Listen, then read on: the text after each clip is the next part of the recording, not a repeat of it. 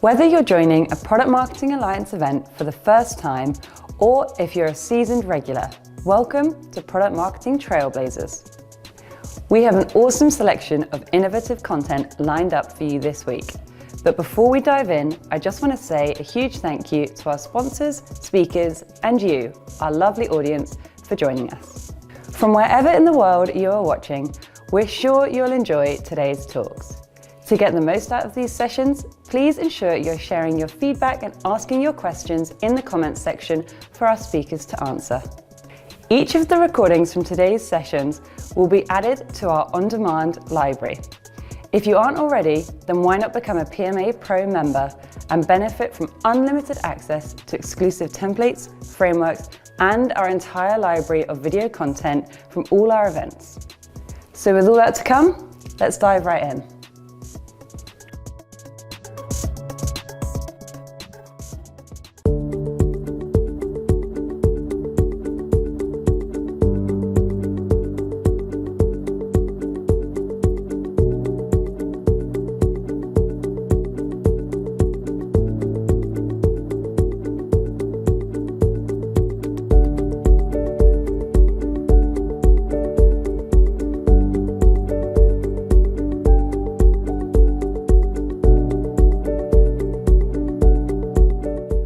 So thanks for joining us for this discussion on how to establish a good analyst relation strategy as a product marketer or as a marketer. And before we begin, I wanted each of our panelists to introduce themselves. And Heather, would you like to start? Absolutely. Thank you, Bas. It's great to be here. Thank you so much for inviting me. My name is Heather Moses, and I run corporate marketing for NextThink. I'm pretty passionate about the topic of analyst relations, and I am really looking forward to having this incredible discussion with both of you today. Awesome. Thank you, Heather. And next we have William. Please introduce yourself. Yeah, great to be here. William Chia. I have been started out in life as an engineer, and got moved over to marketing and found that product marketing was a great place where you get to do technical things, but you know, if you love markets and you love customers and get to do those kind of things. So have done a lot of analyst relations at a lot of different sizes of companies. And so it's something I'm very, very passionate about and excited to hear from both of y'all today. Awesome. Thank you, William. This is Bas speaking from the heart of Amsterdam. And 12 years ago on Netflix, I think it was Netflix or maybe DVD, I saw Don Draper pitching the Kodak carousel. I'm not sure if you're familiar with this series Mad Men, but basically I fell in love with his storytelling. And since then I've had leading roles in 4 different B2B software companies. And currently I am the head of marketing here at Data Snipper. And yeah, we're using AI and automation to transform the audit firms like the Deloitte, the PwC, and the EYs of this world. And we currently have over 150K users in more than 80 countries. So that's like a global challenge, which is really fun. And yeah, I've learned that analyst relations is a topic often not talked about very much. And for larger company with full-time AR teams, you know, this topic may sound, you know, not very interesting, but you know, for all those product marketers out there watching us and listening to our discussion today, this could actually be a really good strategy to help their skill ups grow. And yeah, AR as a key strategy in that growth, a key component. And yeah, let's start with the first question. So, you know, for who and why is it important to have an analyst relation strategy in place? William, would you like to kick off this one? Yeah, happy to start it out. So I think about like, who are analysts? What do they do, right? They are researchers by trade. And their role is to understand customers, markets, and products. And so anybody, they're the market experts. So anybody who's involved in go-to-market really has a stake in analyst relations, will have an interest there and will want to have some interaction there. So this is everyone from the executive team, your CEO, your CRO, your CMO, corporate marketing, product marketing, and especially your product management team are big players. But even, when you put together an analyst report, that is all hands on deck. That goes out, the support team gets involved, finance, your partner team.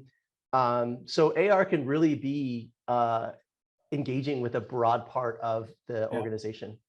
Yeah. And William, just a question in between. You said you worked for smaller and also bigger firms. Is there any difference you see there? Why it is important for the smallers or bigger? Any insights there? That is a really good question. So I've been at several types of companies. I was at an SMB company called Digium, where we primarily marketed to SMBs and mid-market. We did not sell to the enterprise, but even in that smaller company, AR was a big deal. We worked with firms like Frost & Sullivan. And when we got into a Frost & Sullivan report, that became an amazing sales tool. Yeah. Then, of course, I've been at places like Twilio and GitLab, which started out small when I joined and were really big by the time I went public with those companies. AR was huge in both of those. They both had market defining products. So IDC released a report for the communications platform as a service market that didn't exist. And then IDC defined it with Twilio. Same thing, Gartner defined a DevOps platform market with GitLab. And now I'm back at a very, very small 30-person startup called Osano, and we're in the realm of privacy management. And even at our small size, we're still talking to analysts. Awesome. So I've seen it all the way from 30 people to 1,500 employees. AR plays a big role. Great.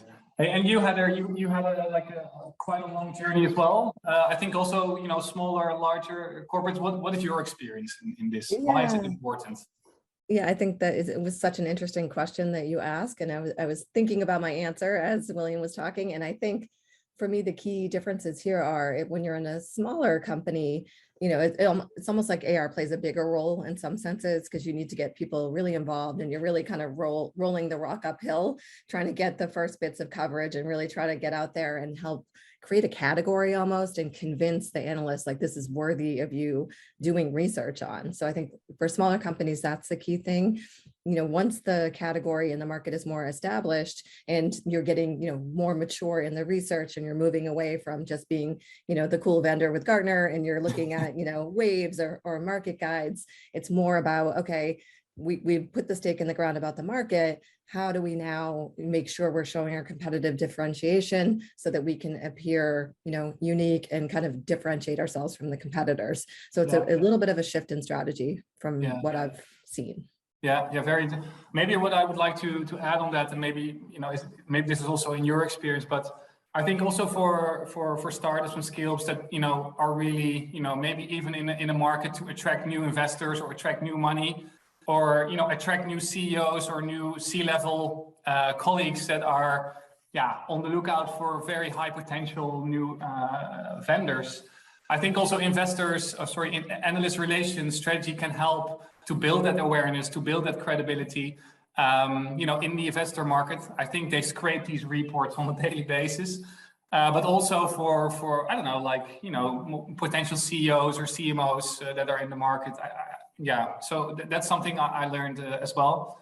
How's that? Is that also what you learned in the past, or? Heather, go ahead. Oh yeah, sure. Sorry. Yeah, absolutely. I was going to say that it's not only about, if you're looking to, get a Series A or a Series D, the investors are always looking at these reports to say, okay, how big is the market? What's the market cap? Is this worth an investment? So you've got that kind of piece, that layer. And then in addition to that, it's really about internally, okay, you're trying to go after, for example, Fortune 2000 or the Global 2K. Those are the folks that are actually going to the analyst and saying, okay, hey, what should we be looking at? Who should we put in our vendor selection? And that's why I think AR is so important, not only from investors to the marketing, but to the sales folks as well, to say, go to the analyst, hear their story, your name needs to be appearing there, and making sure that comes across is really key. Yeah. Hey, and William, you're now in a startup. Is that also some strategy you guys are following there, or is it Is it not on topic, not on agenda currently? It is. I rolled in first product marketer, small startup, and I probably have like 20, 25 programs that need to go be implemented, which means that like I own all those to start, but as the company grows, then they eventually become programs. But I would say one of my top three is even AR. Yeah. So even at a small company, I have been thinking a lot about our AR program. We have already had analyst engagements even before I showed up. Yeah. With large analysts. And then the thing that I think really sticks out to me, and we can chat about this more as we go along today, but I view analysts, really the value is a two-way street. Certainly there's value in being in a report or scoring well in a report. And that helps with investors, that helps with customers, that helps with talent acquisition, all of those things. But the real value that I have seen is what I have learned from analysts at all size firms, especially even the small bespoke analysts that are just in your space. Often those folks have a lot of really great insights. And when you have that relationship and you can have a two-way conversation and more of an inquiry than a briefing. Briefing is usually like a one-way, I'm just telling the analyst what my stuff does. They listen to you and then you're off the call. But when you do an analyst inquiry and it's really like you ask them questions, they're talking to customers and other vendors all the time. Yeah. And they have such helpful insight into like how people buy, the things they care about. You can bounce messaging off of them. So this is how we're thinking about positioning our product. And they'll tell you like, that's amazing or that's terrible. You put them online with your product team, and your product team will share the roadmap and they'll give input into prioritization. So really the input from the analysts is where I see the bulk of the value. Yeah. And what most people think of is that magic quadrant that you get into, but I even see that as a small part of analyst relations. Yeah. Yeah. So it's a broad aspect that come into play, like, in terms of the why for the analyst relations, but also getting it started. So yeah, I mean, a lot of teams are involved. It requires many different angles and insights to prove the product value, across the analysts, across the globe. From sharing company vision and mission, roadmaps, like William said, pricing structure, and you can name, I think, a list of 20 more. So our next question is, you're getting started, we know the why, and then you need to manage, like, what team are you going to involve as a product marketer? What's sort of the strategy there? Heather, what are your insights?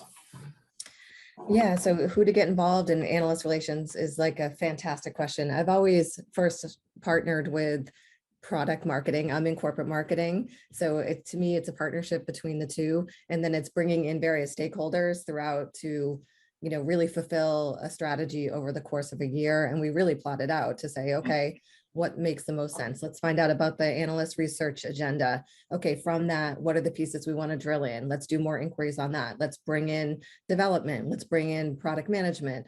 Let's do, have the CEO come on and actually do a briefing and tell them about our planning and get their feedback. So, I really liked what William just said earlier about having it be kind of this, symbiotic relationship. It's not just a one-way channel. I think the best analyst relations are the ones where you establish that rapport with the analyst and you're building on that over time, because then they understand what you're trying to do. You're taking input from them and you're beginning to create, an excellent overview in terms of what you need for the market. Cool. Hey, and a teaser question here. William is more from the product marketing side. Heather, you're more for the corporate marketing side. How do you do that handshake? How is that collaboration, Heather? Yeah, I think that's great. So I think definitely product marketing and corporate marketing bring different skills to the table. So from my perspective, corporate marketing is someone that works really closely with product marketing to really define the strategy. Like, okay, what brand are we building? What category are we creating? What is that overall story, defined with product marketing that we want to tell? And, how can we work with the analyst to really help them see kind of the way that we're viewing the market, get what they're viewing in the market and kind of define a bigger story. And, again, product marketing comes with all the insights on the product side. And I'll tee it up to William. I don't know if you work with your corporate marketing folks over there, but, to me, you need both to have a really good analyst relations program. Yeah, no, that makes absolute sense. And William, how do you see this? What's your experience? Yeah, so I would say that the general collaboration, not that we we don't like demand gen, those folks are amazing too, or not that we don't like SDR, but corporate marketing and product marketing is a very, very tight coupling. At my last gig, I had an amazing VP of corporate marketing, and collaboration on everything from like product launches to analyst relations to like everything across the board was like amazing. We had an awesome PR team, et cetera. I'm curious on your take on this, Heather, because I am strongly opinionated that as a CMO or a head of marketing is building out their marketing org, that AR should live in product marketing. So corporate marketing is certainly, I would say if there's like a lead and support, I'm strongly opinionated that PMM should be the lead on AR. And my rationale there is because analysts are about the market, customers, and products. And product marketing is about the market, products, and customers. And so that type of alignment is why I think and I've been in orgs where it's lived in both places. I've seen it live in corporate marketing. We did a great AR. I've seen it live in product, and I'm strongly opinionated on that, but I'm curious your take.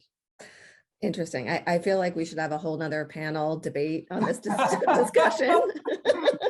I've seen it live in both realms as well. I think, to me, it doesn't necessarily matter where it lives as long as that relationship is really tight between the two groups. I think, right now, obviously for me, corporate marketing is, AR is housed within it, working really closely with product marketing. I think it could live in either place as long as the relationship is great. Yeah, and I have seen amazing product marketing. And then the other pitch I will give to why I do think it matters where functions live within an org. This even goes to like, there's a endless product marketing debate on should product marketing even be in marketing or should live in product. And one of the things that I'm opinionated about where things live in the org is because of the OKRs and what you're measured on.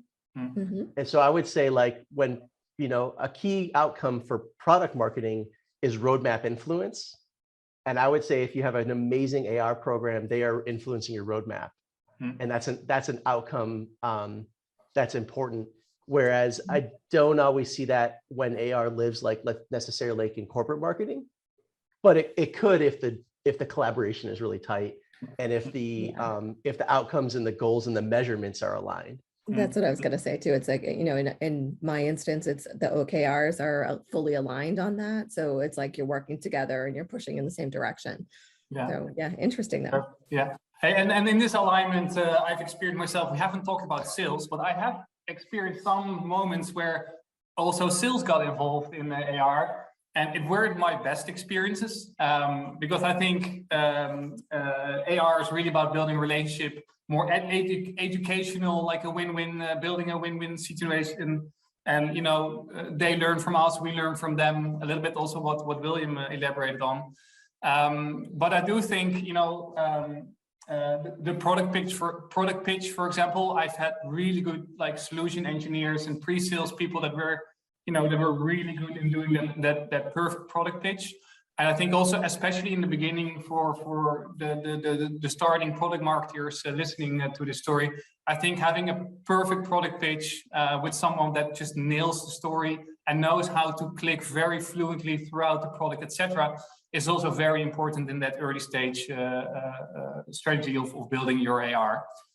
So yeah, really interesting to also understand the dynamic here between product marketing and corporate marketing.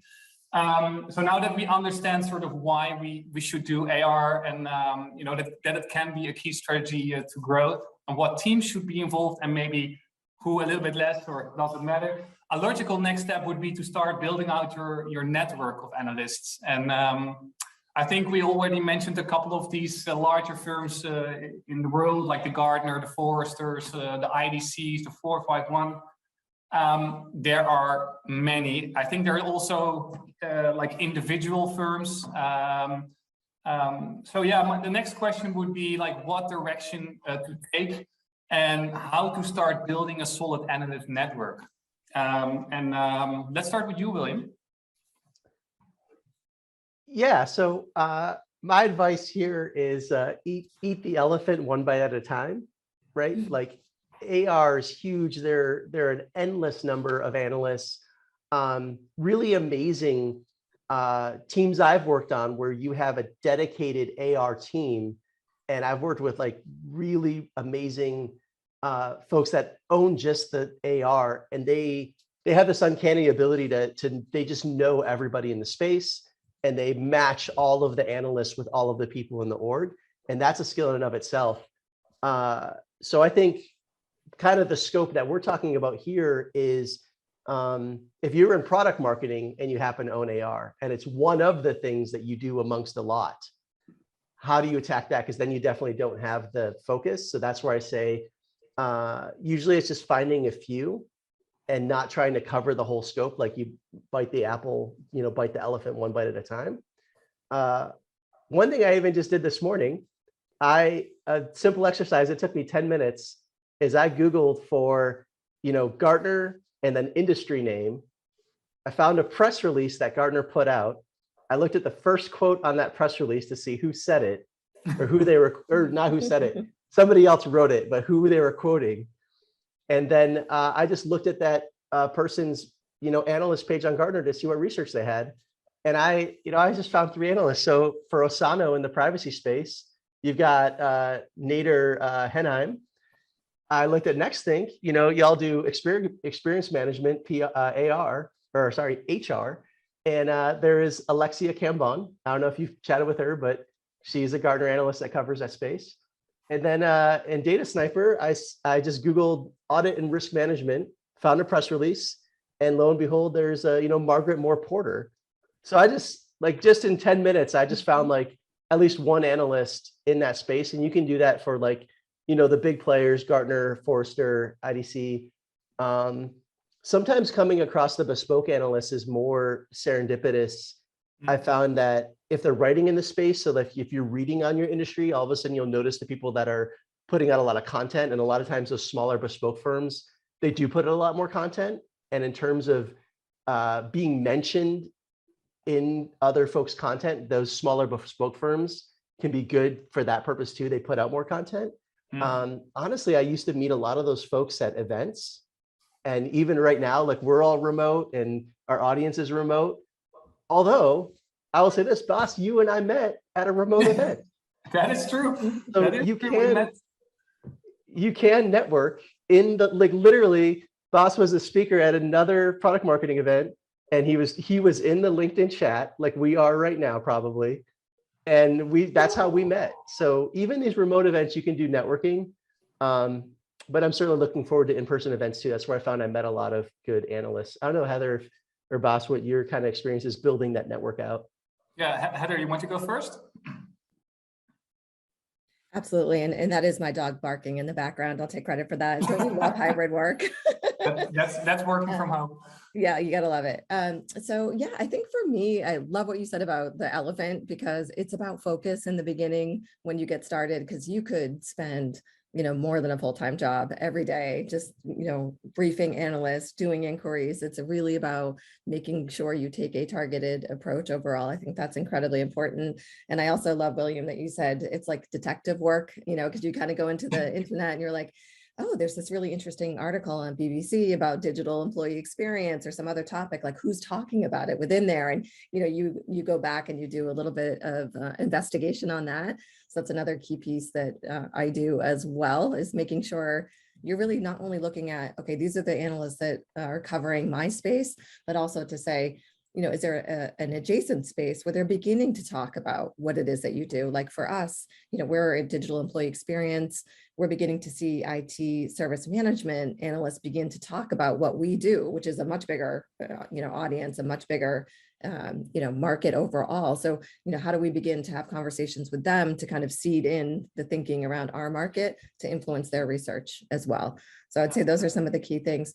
The other thing I would definitely say is if you do have a paid relationship with, an analyst, I have found building a great relationship with the account executive is incredibly important. It's like they help you so much. It's like every single week we have a meeting like, okay, this is how we're going to move the strategy forward. Who are some new analysts in the space? Like who's covering it? I find, that's really critical as well. Yeah. What I would like to add to the conversation. So if I think about, how to build the analyst network, I think it depends on a couple of things. So I think the market, William already talked about the market. There should be a market. If you're starting with an analyst firm and it doesn't cover your market, you're pretty much wasting your time. Or you need someone that will create the market with you. I think one that we did not talk about is budget. Starting with 451 is very different than starting with Gartner. We will talk a little bit more about budgets later, but I think that should be definitely taken into account when you start building your network and also start to choose the direction of, what research firm you want to start with. I think one very important William mentioned is like how many analysts are involved in your space. If you have like 6-7 analysts that cover your market, it's very obvious that in a year there will be a couple of reports being published where you have the opportunity to get mentioned as a vendor. And I think also Heather, you talked about the relationship with the account manager, account executive. How fast do you want to get value out of your analyst relations, especially if you're in a company startup that is new to analyst relations? There can be a lot of pressures on like, hey, this is a big investment for us. We need to get value back. And how fast is that coming? And of course, with analyst relations, that's a little bit gray area. But I think the smaller firms, for example, 451, it's a little bit more pragmatic sometimes. And also a little shorter time to value in speaking about dimensions and the reports. For example, if you start with Gartner, it could be that maybe in the first 8 months or first year, you need to wait for that first market guide or hype cycle where you get that mention. So so that's something I also learned. And then I have a question also for you, like building that analyst network. Maybe 2 questions. Like a lot of questions I heard also from other people is like, what is the perfect sort of pace in terms of inquiries and the demos and the updates with the analysts? And the second one I forgot, but let's start with the first one, William. What is that perfect rhythm of talking and speaking to analysts? That is an art, not a science. You could especially when you start talking about adjacent spaces, or if if you're at a larger company, and I don't know, if you're like 1,000 employees plus, and you have like a suite of products, and then you're talking about multiple markets, you could brief every day. You can do inquiries every day, and Gartner will tell you that, and Forrester, and they'll say, yes, if you pay this large sum of money, you get unlimited inquiries, which is amazing. But you could literally talk to multiple analysts every day. So where's the balance on that? It is an art. I will rewind one thing, because I want to say, when Heather was talking about how valuable your account manager can be, I really do think the analyst firm account executives are a model for consultative sales and what we all kind of want out of our AEs selling our products.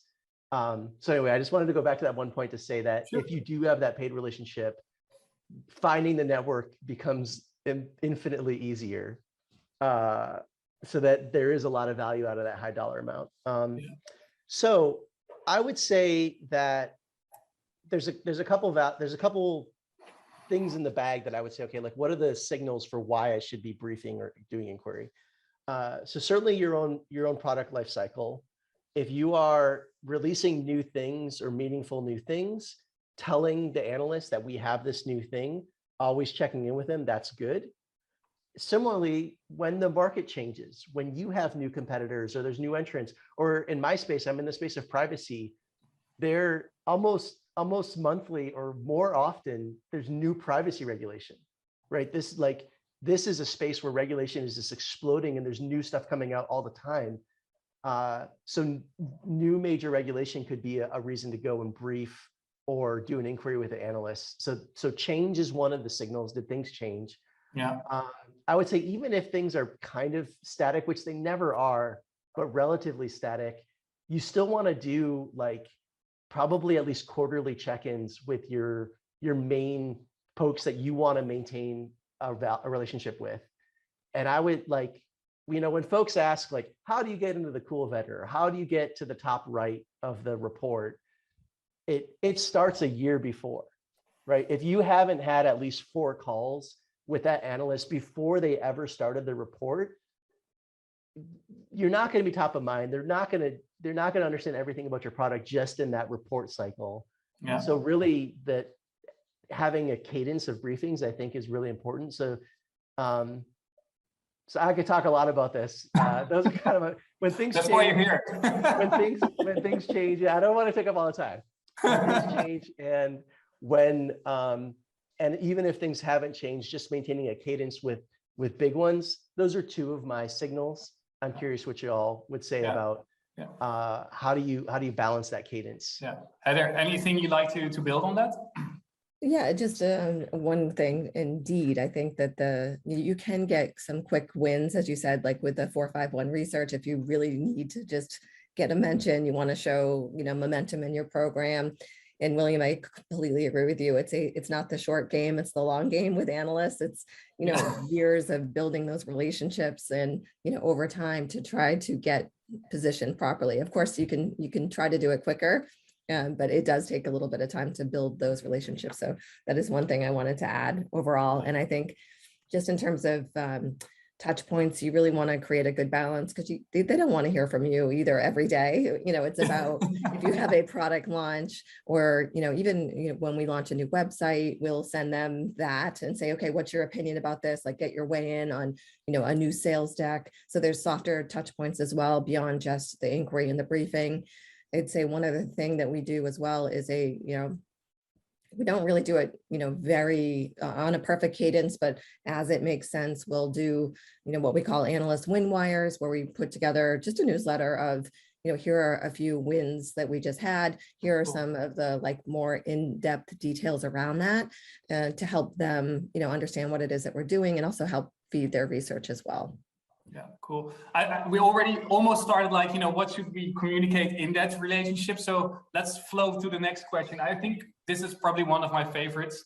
And of course, many software companies and the people that listen to this discussion start this program with the idea to get a lot of value out of it, to get that mentions in those reports. But the key question here is, what is the best strategy to get value and to get more mentions by analysts? Heather, what are your insights and the tips for the listeners?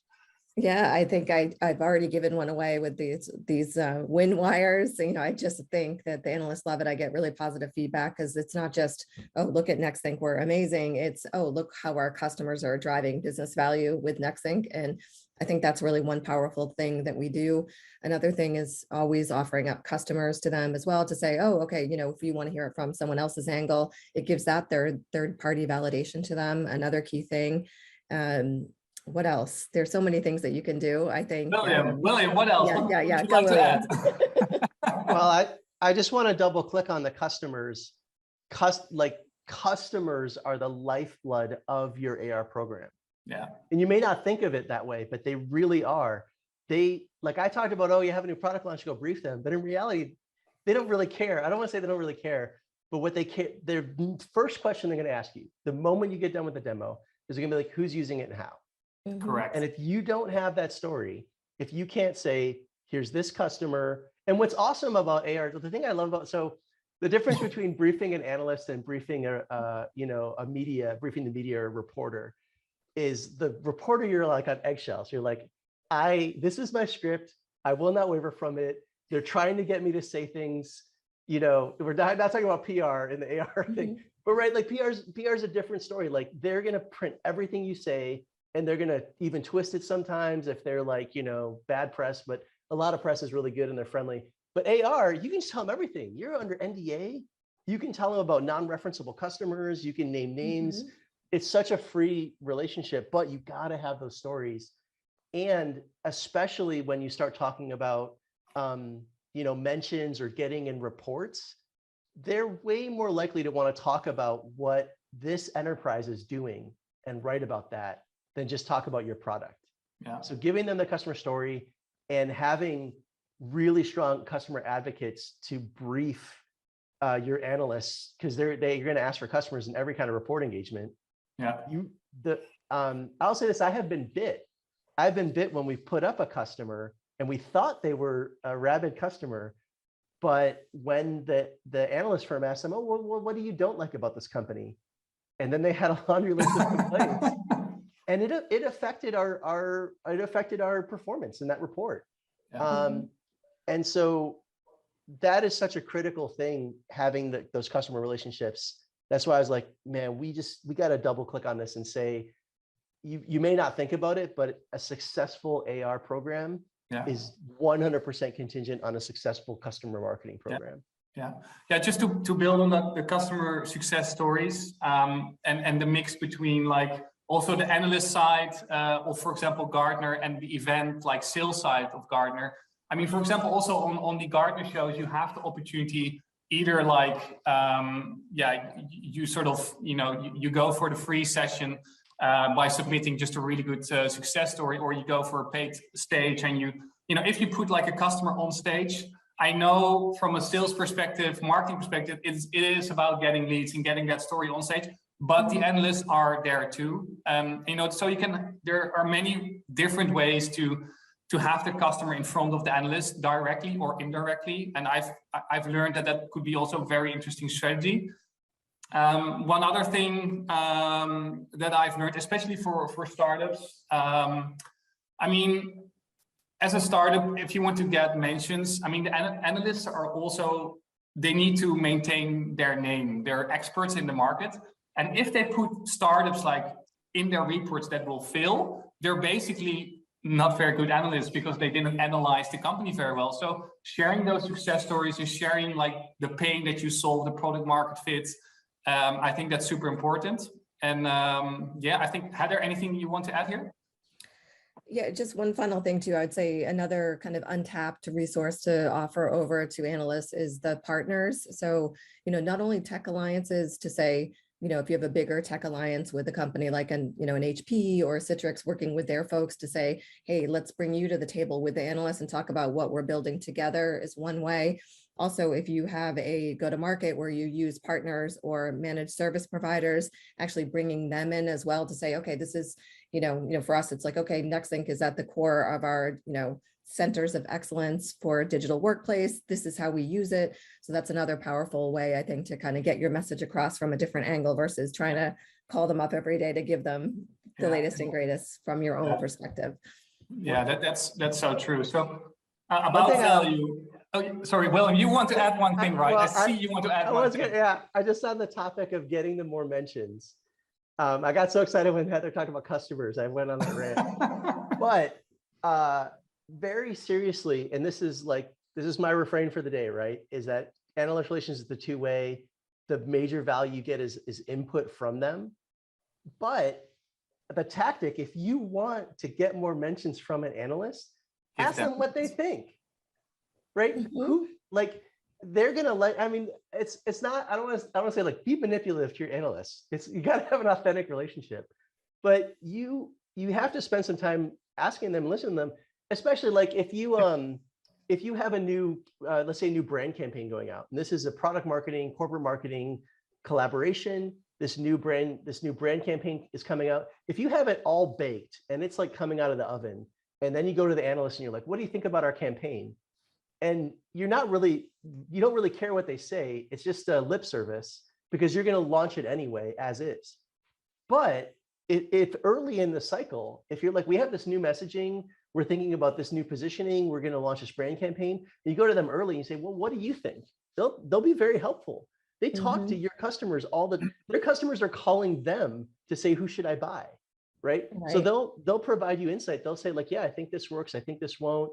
And then if you take some of that advice and put it into your campaign, not only is your campaign or your go-to-market or whatever you're launching going to be better in the long run because you got this expert advice? But all of a sudden now that analyst is kind of a little more friendly to you, right? When they go to then write their research, they're gonna say like, hey, this is the folks, we have a really good relationship with these folks.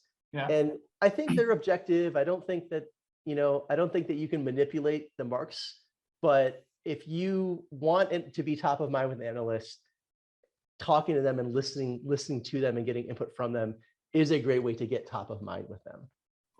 Get their advice. I think that's your main message here, right? Yeah. That makes absolute sense. So talking about value and talking about getting these mentions, I think we're now going towards, I don't know, like sometimes the dark side of the analyst relations and how to influence them and other ways to influence your program and your value. And one thing I hear a lot when talking about analyst programs is the belief that, AR value is not related to effort, but it's simply all about the money you put into these AR programs. And I think I experienced myself, it's not black and white, but I think there is the perfect mix of influencing via the commercial sales side and via the analyst side.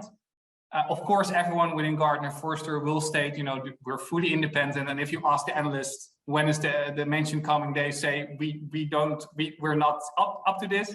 And if you ask other people, they say it's up to the analysts. So, but the key question here is, and also our last topic, well, it's two parts, but what budgets are involved, setting up those analyst relations? I think that could be very interesting for the product marketers listening to this talk that want to start.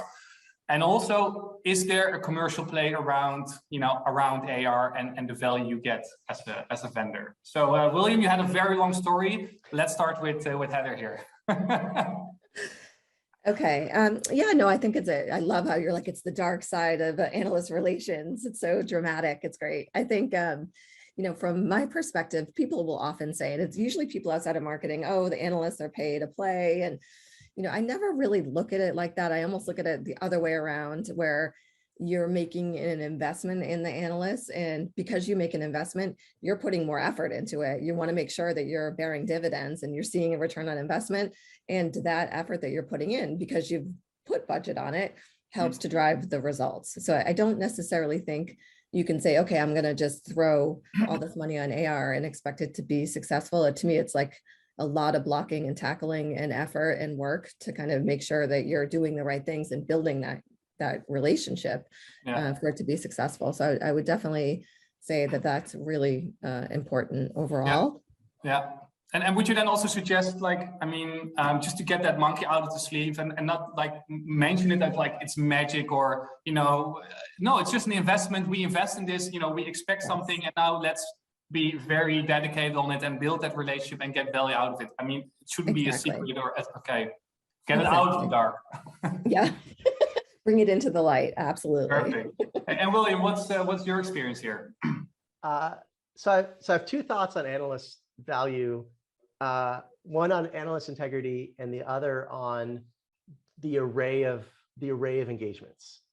Right. So one story on analyst integrity. One of my favorite colleagues, awesome guy, grabbed lunch with him just a couple weeks ago, was a Gartner analyst, was the analyst running the report that I was responsible for. We got on the report, ranked us last in the report. Not it like scathing review. In fairness to this analyst, this was a very nascent, this was a new product for us, and other folks had much more mature things. So we probably deserve to be last if you're objective, and they were. And then they quit Gartner, and then they came to work for us, right? So clearly a guy who loved the company, loved the product, believed in the future. Like, if there was anyone who was going to be motivated to give us a higher rating than we should have gotten, this would have been the guy to do it. But he had such integrity that his analysis was always going to be as objective as absolutely possible. And I think that there are a lot of folks like my friend and colleague that are in AR. So I think there is some black magic. There are some areas where, okay, like if you're a customer, you can get more insight, or but it is a balance that I do think the analysts have a lot of integrity and I just want to give them that. Yeah. But the thing I will say then about deriving value about a VAR relationship, I definitely never think of it in terms of just in terms of the mentions. Like I've also mentioned like the input, but then there's so many other value that they bring. Like they can do the webinar for you, like they can do the ROI analysis. Like Forrester TEI is like it costs a lot of money, but if you can go get a TEI report, those things are really valuable in your sales cycle, and you'll get return on it just as a sales asset.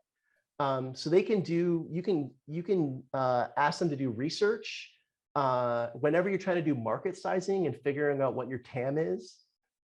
Especially I found, 451, IDC, those folks are great to ping to just say like, we're trying to do a TAM analysis. Like, can you do it?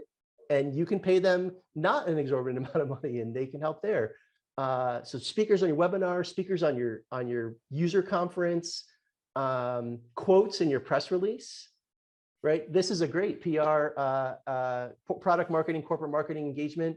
You're putting out a press release, get a quote from the customer, a quote from the executive, a quote from an analyst, and a quote from a partner. Those are the 4 quotes, in my opinion, that go in every press release.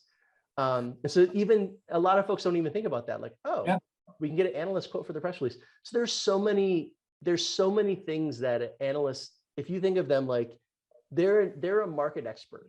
How could I leverage their market expertise? There's so much more than just like the research they put out. That's awesome. Hey, and you mentioned a couple of times also like the cost involved, but that, it's definitely worth it. When I look at the experience I had with managing the analyst relations, I think it was a lot of fun as well. Very excited. All these people around the world. It's also just, a lot of fun to do and to get in that network, to learn people. And if when you start building that relationship, you get to know them a little bit better. And then at some point they will give you, they will give you your direct number, and then you have like yes moment, building that relationship. But about the costs, maybe also for the listeners in this discussion, maybe we can give some practical tips, like insights on what budgets are actually involved. My personal experience is like when you talk about most expensive and the least expensive, like Gartner is definitely most expensive. Second is Forrester, then IDC, and then 451. And I think just to start with talking with analysts for Gartner, I think you're already about the 40, 50K a year range, just to start the conversation with Gartner. Forrester around 30K, and then IDC somewhere in the middle, like 20K. 451 is the cheapest, but I think also the least credibility, depending on the market you're in. Are these sort of the insights you've already also experienced, just very practical for the people listening from home or office? William or Heather, go ahead. Heather, Sure. go Yeah, ahead. Okay. Yeah, no, I'd say you kind of nailed it with like the price point right there. And I think as you get more mature with your business and you're adding on more services, it's almost like a layered approach. So, if you're Series A, you want to kind of get in, you do the initial investment, you build up to a mention, then you want to add in reprint programs or webinars. So it begins to build.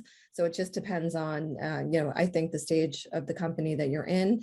And I would say, and what you're looking to get out of it. Like I look at a 451 research, and if you want a paper that is basically, going to talk about your business that sales can use to send out, that's higher level, like that is a great use of money.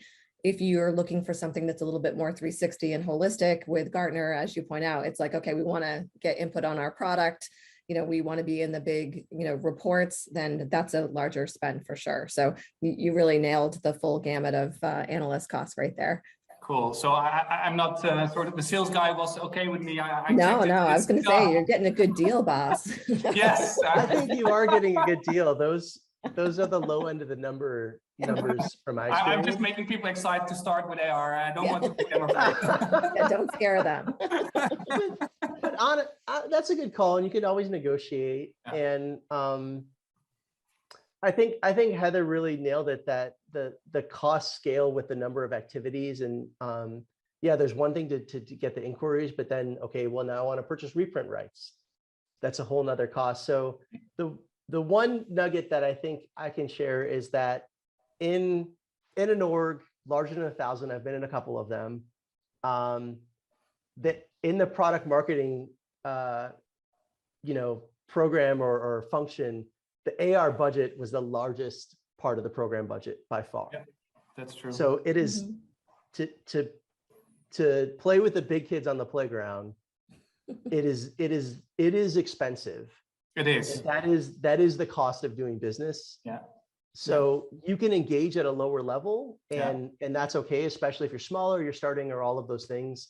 But you shouldn't get sticker shock, right? Like everybody that is part of the field, this is like their market value, right? Like if they weren't garnering that from all the other companies, they wouldn't be charging that. So no, that's true. And maybe as a final comment on this topic, I think also just one topic, and I mean, also in terms of cost, but the demand gen opportunities also you get from these reports are insane and massive, especially if you have high value reports like a quadrant or a market guide. Like the value you can get out of like for pipeline building, it's something we haven't really covered, but people listening, there is a lot of opportunity also in demand gen. So also take that into account. Looking at the time, I think we're almost at the end, or we are already at the end. I think this was a really fun and exciting topic to talk about with you. And so thank you very much, Heather and William. Very valuable insights. And any closing words from you, William? I just had a lot of fun. Thank you for having me on. I hope the three of us get to chat again soon at another place. Yeah, I would say also, and William, I'm looking forward to the debate about where AR should live, corporate marketing and product marketing. It's on. Thank you guys very much. This has been an amazing conversation. I love your passion about analyst relations, because it is matching mine. So anytime you want to get on and talk about it, I'm always up for it. So thank you. Let's have a digital drink. I think great topic. Thank you very much. And thank you. Great.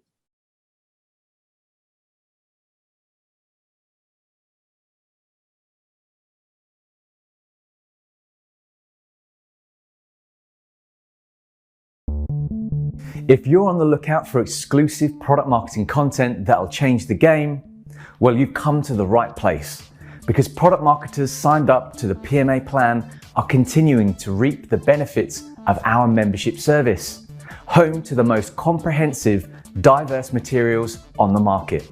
So what do we have up our sleeves? Well, for starters, we give our members access to exclusive articles every single week, featuring insights on trending topics and hot debates. It's the perfect way to keep up to speed and improve your practice. As a PMA member, you'll also be able to enjoy a host of vetted templates and frameworks designed to help you save time, streamline your internal processes, and consistently hit high standards. Well, if you think that's everything, we're barely getting started.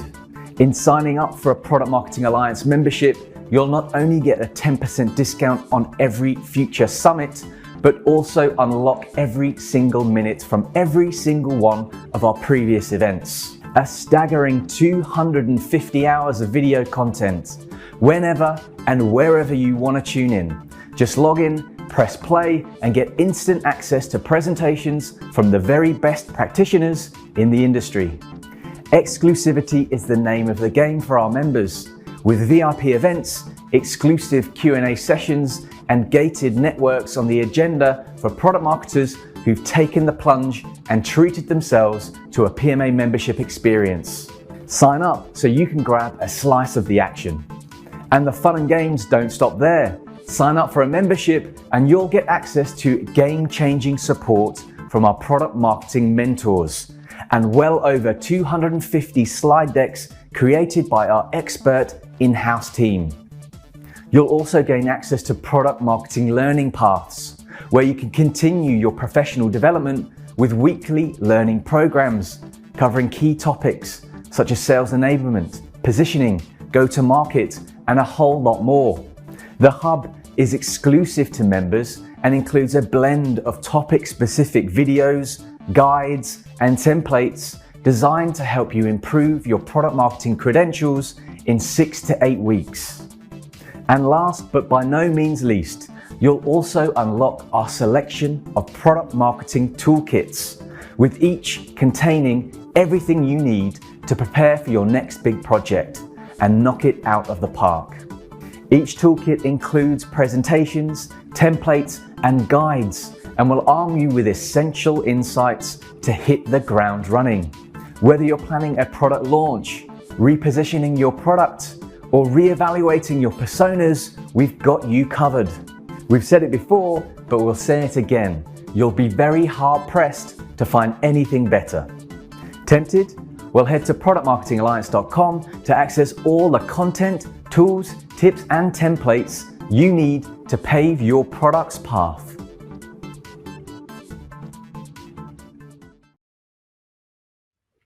Working from home.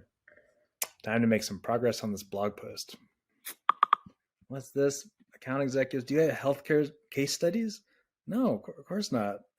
Proof points about how we're different, better than competitors? What's wrong with the sales team? ROI stats for the website. Man, positive reviews on G2. This is ridiculous. Wait a second. I forgot we have user evidence. Hey team, it's all here. We're good.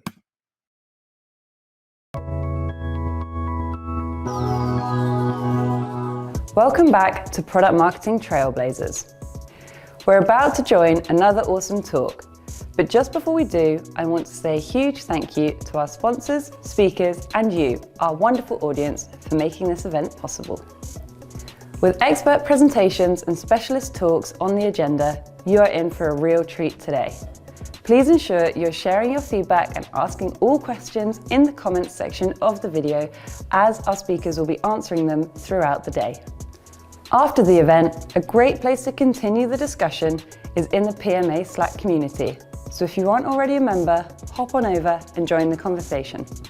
And if that's still not enough, then why not become a PMA Pro member and benefit from unlimited access to exclusive templates, frameworks, our entire library of event content, and much, much more. So with all that to come, let's dive right in.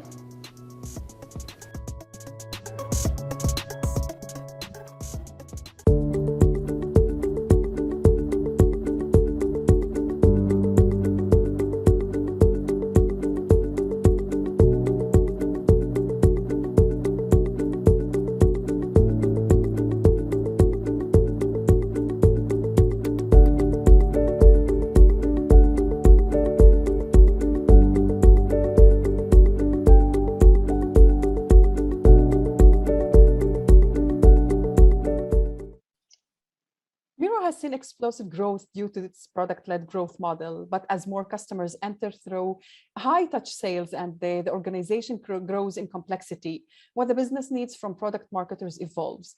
Come learn how Miro balances these two worlds and how we are building a team to meet the needs of all of our customers and internal partners. Today, I'm really excited to have Brianna Rogers, the head of product marketing at Miro, in this conversation about nailing the product-led growth and enterprise balancing act. Hi, Brianna. Hi, how are you? I'm good. Yourself? Good, thanks. Happy to be here. And happy to have you. I would like just to have a small introduction about you before we start our conversation. Sure, happy to. So as you mentioned, I have been building at Miro for almost a year now. At Miro, I look after product marketing, content marketing, and marketing insights. Before my time at Miro, I was leading marketing teams at Booking.com, Facebook, and YouTube. And in those organizations, my past roles were primarily consumer facing. So everything from launching new products to executing large scale brand campaigns. Everything from a few highlights like launching YouTube Kids at a party with Elmo and Cookie Monster to working on YouTube Music at South by Southwest, and then to the more serious end of things, working on crisis response for Facebook during the lead up to the US midterms in 2018. So have been doing a bunch of different types of work and now been at Miro for the last year. And for anyone who doesn't know what Miro is, we're a visual collaboration platform built for teams to co-create in a way that's inclusive, engaging, productive. We offer support for really complex team workflows with a platform approach, and it's all packaged in a product that your team will love to use. So really excited to be here talking to you a little bit about product marketing and about my experiences at Miro. Interesting. My first question will be like, all of us know that product-led growth is a hot topic everywhere around us, and we are in a massive shift in the way people buy and use software. Yeah. What are some of the defining features or skills of being a product marketer in a product-led growth model? Yeah, thanks. It's a great question. I think, with product-led growth, the product marketing approach can look and feel more similar to a consumer marketing effort. And I think that was one of my big kind of aha moments when I joined and took on this role, coming from more of a consumer background. So I think this comes to life in a couple of different ways. So one of those is your positioning, your messaging. The end user in a product-led growth model is often your buyer. And so focusing on the value you're delivering at their level and the positioning is key. So whether it's an individual or a team or whoever's making that first purchase, you really need to be thinking about how your product is delivering value to them at that moment. The second way that I think there's a parallel between the consumer business and product-led growth is the channels you use. So you really have to go and reach down to find your customers where they are and use more scaled communication channels. So whether those are marketing owned channels like email, social, blog, or in product communications, which are really, really important. Those types of placements become much more important in your go-to-market planning and when you're going to activate your base.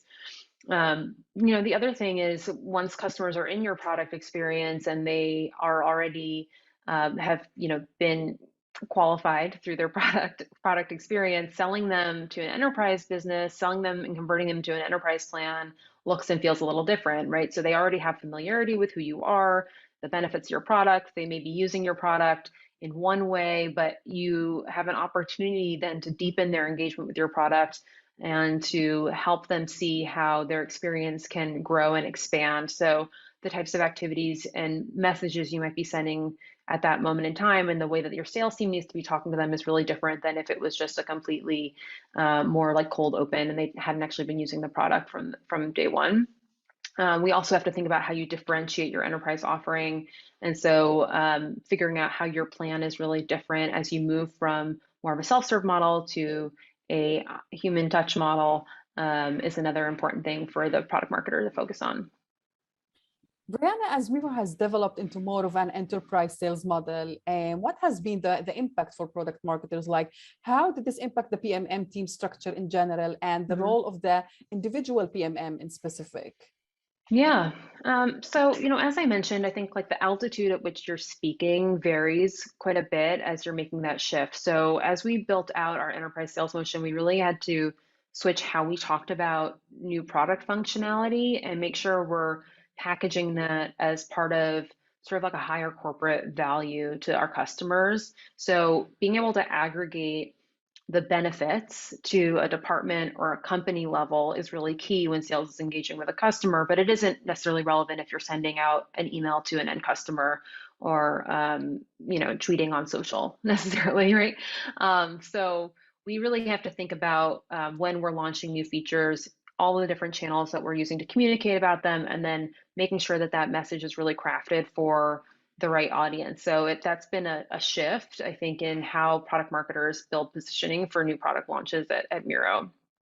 In terms of how we're organized and our organizational structure, we have created some new roles and teams within product marketing that are more sales facing or sales focused. So while originally our product marketing team was entirely mapped directly to the product organization, we now have a combination of embedded product marketers who are paired with product and those that work across the product. And so those PMMs who are not mapped to a specific PM are responsible for things like our higher level like value narrative and messaging, deal support, building out new programs that are more relevant to an enterprise business like customer advisory boards, analyst relations, it's there as well. So in general, we have tried to organize ourselves in a way to support kind of both sides of the house as much as we can.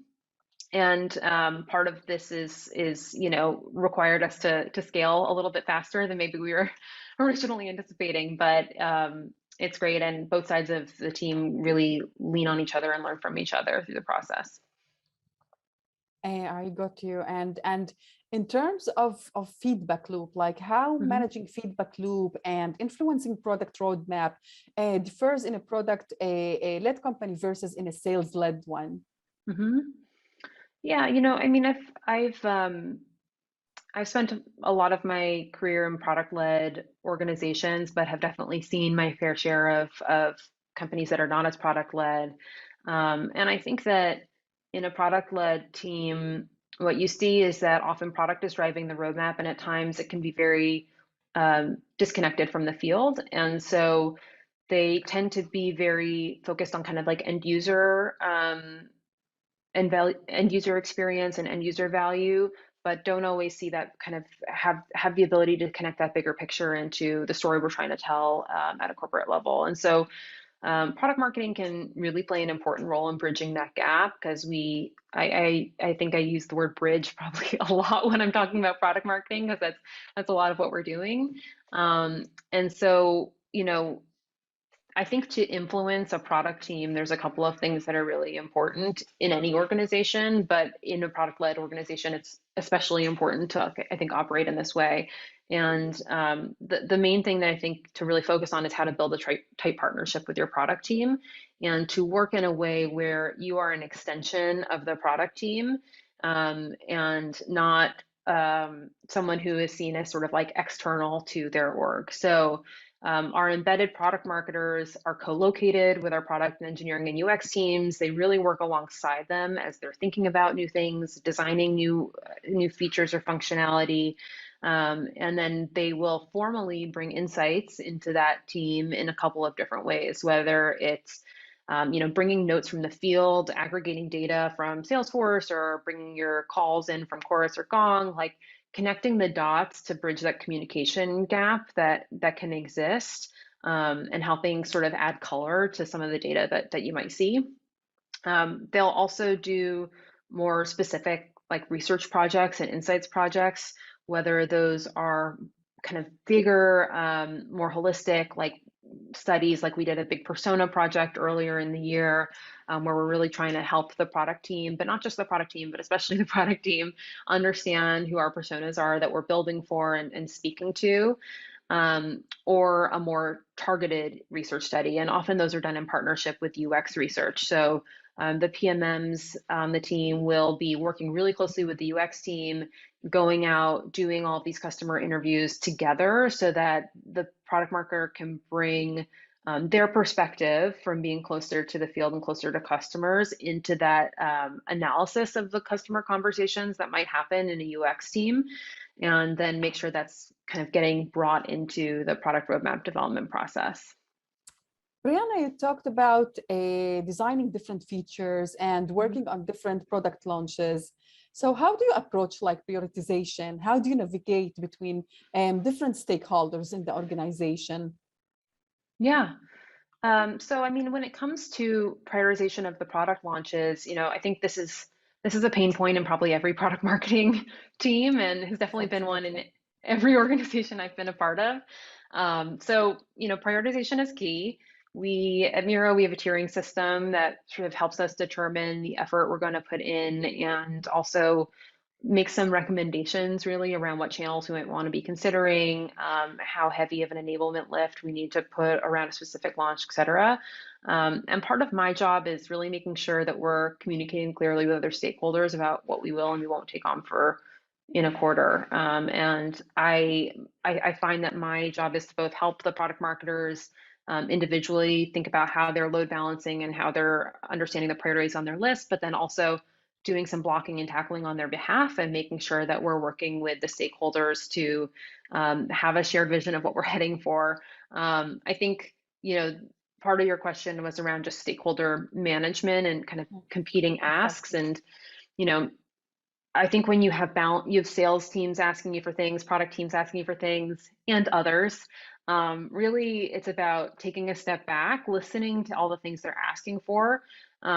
But it's not always about that specific thing they've asked for. It's sort of trying to understand the ask underneath the ask.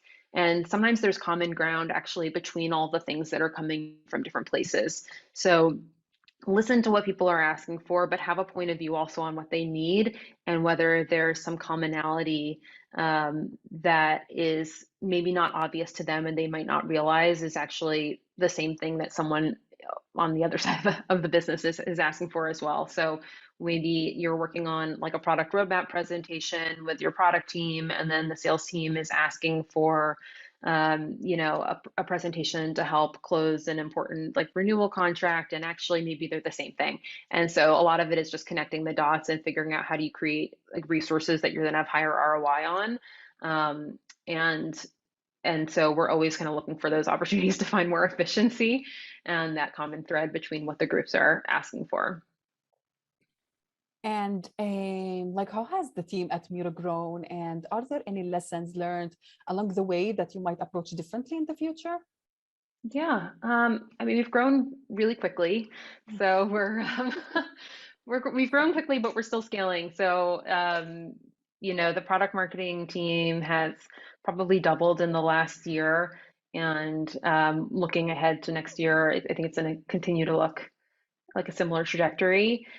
So when you're growing really quickly, there's a few things that I think we've learned along the way, or we're continually learning. So, one is there's a really important need to stay flexible and to adapt as the business is changing. So, when a company is growing really quickly, not just the company is growing quickly, but the marketplace is evolving and your competitive landscape is changing and the product is changing. You need to have some flexibility and be able to kind of move nimbly as a team. And so for me, it's really important that I'm providing consistency for individual team members, but flexibility in the overall structure, right? So when a new business need comes up, we find kind of lightweight ways to incubate things, get an MVP in place before we formalize and hire a team and create a whole net new thing.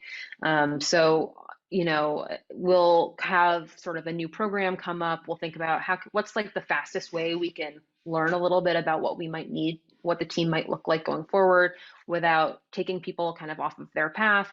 And then we can figure out what the long-term plan is. So we try and kind of test and iterate our way into our org structure to a certain degree as well, have a sort of agile approach to how we build. And then, the other, I think, learning that we've had is, having both product-led growth and an enterprise like sales motion means we need to over-resource in some ways because we're really supporting two different business models. And so it's important that we are adding support for both of those sides of the business and we're not neglecting either of them. So we have to be really thoughtful about how we're investing and being supportive to the needs of all of our customers as they're going through their journey, and also making sure those two sides of the house are really stay connected too. So those have been some of the learnings as we've been going. Last but not least, Yeah. what is one piece of advice you'd like to leave the audience with? Yeah, it's a great question. Always a hard one to just get it all down to one piece of advice. I think my favorite piece of advice that I ever received, which I now try to impart to others, is to hold things loosely. So when you're moving fast and you're scaling and balancing different business models, you need to have flexibility, like we just talked about. You need to have, empathy in how you're approaching your work, and you need to kind of keep the customer and what's best for the business at the core of your strategy, but be flexible around the rest. Like I really think that if you try too hard to hold on tight to a way of doing things or a way things have been done, you will just spend so much time chasing that around, and you'll drive yourself nuts, and without kind of holding on to it a little bit more loosely, because things are going to be moving around, and you can't hold on to it that tightly. It's just not the sort of thing that can be held on to. So, an example, when I first got to Miro, we were working on our launch playbook, which is a really important framework for the product marketers to understand how we bring products to market, what our best practices are. And it's really helpful as you're scaling to have these sort of frameworks, right? Because it helps people onboard more effectively. And when we initially conceived of the playbook, it was going to be completely like down to every detail. Like you couldn't make a misstep because we knew exactly how things were going to work. And, you know, after living in the space for a while and starting to launch it in an MVP model, we've learned that we need to have a lot more flexibility in the approach. Like a framework is key, but if you make your framework too rigid, it's not going to scale with your business. It's not going to adapt with your business. So we have to hold it all a little more loosely, and have that flexibility in our mindset, and that'll just help us be more successful. If we stay laser focused on the customer and the business problems, everything else will find its way to work out. So that would be my advice. Well, I totally agree with you. Like it's important to leave a room for creativity rather than stick to frameworks and templates and so on. Mm-hmm. So I totally agree with you. Definitely. Especially, I think, you know, at Miro, we have such an unstructured product in some ways. And so I think we're always like kind of trying to find that balance between unstructured and structured thinking, and in how we do our work and in our product itself. So there's a lot of parallels there. Yeah, exactly. Brianna, thanks a lot for your time. Like I really enjoyed the conversation with you, and you shared with us such invaluable insights. So thanks a lot for your time. No, thank you for your time. It was great chatting with you, and I love talking about this stuff, and would be happy to connect with anyone after the session. Find me on LinkedIn, and looking forward to the rest of the event. Great. Thank you. Thanks a lot. Thanks. Bye. Bye.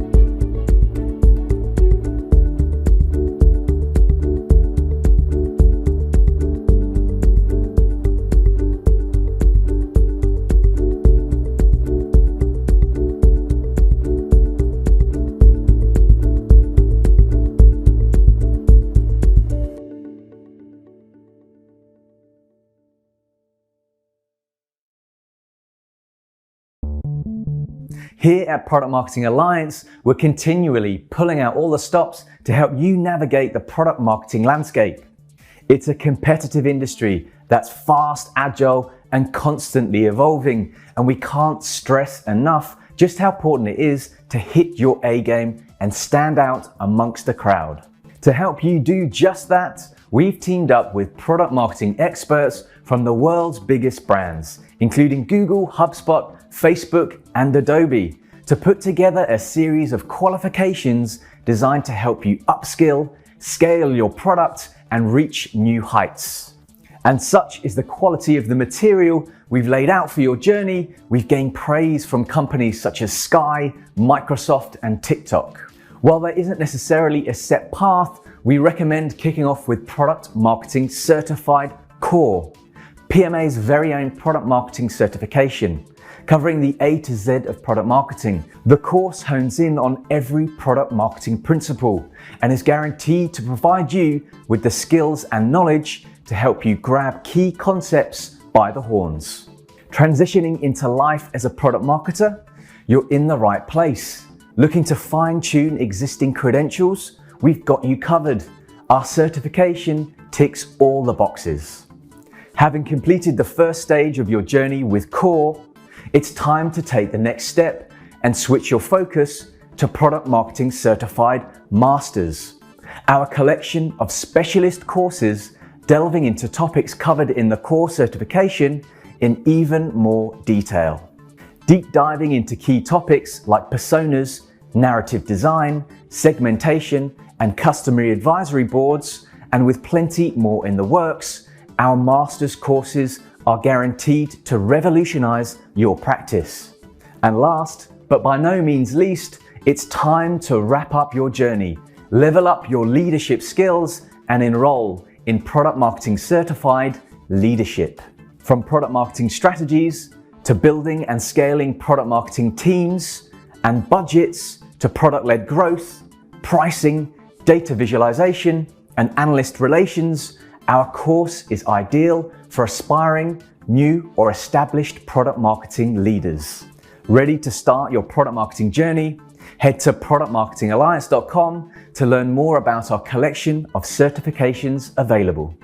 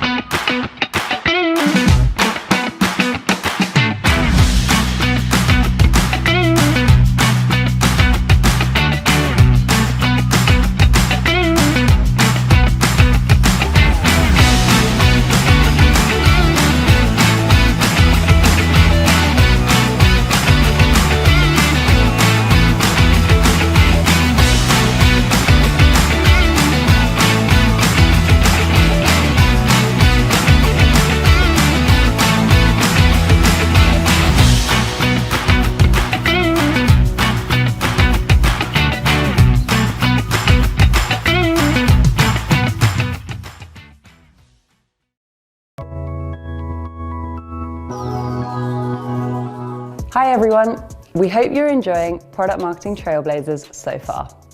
Just before we jump into the next session, I want to share some info on a very exciting project we have been working on here at PMA. As you know, here at PMA, we are dedicated to elevating the role of product marketing. But as the function grows, we have been focusing on how to develop the best product marketing leaders for now and the near future. So, if you're harboring hopes of becoming a product marketing C-suiter, this is for you. Equip yourself with essential knowledge and skills with PMA's fellowship program, our 8-week interactive course taking place from January 17th. Built alongside director and VP level PMMs from distinguished brands such as Amazon Web Services, LinkedIn, and Uber, the program is packed with over 40 hours of education that'll help you learn, share, and enhance your credentials. Join experienced leaders from the likes of Shopify, Gong, and Airslate as they share indispensable knowledge on the topics needed to flourish in a leadership role. From scaling teams, data, budgets, to strategies, project management, and influence. Gain unprecedented access to tried and tested tactics, strategies, and methodologies that'll help you build an exemplary strategy. Plus, an exclusive fellowship alumni, 14 templates and frameworks, live weekly workshops, and actionable coursework. Enroll today at pmmalliance.co/fellowship and take the first step towards becoming a C-suiter of tomorrow. But for now, we're headed on back over to Product Marketing Trailblazers.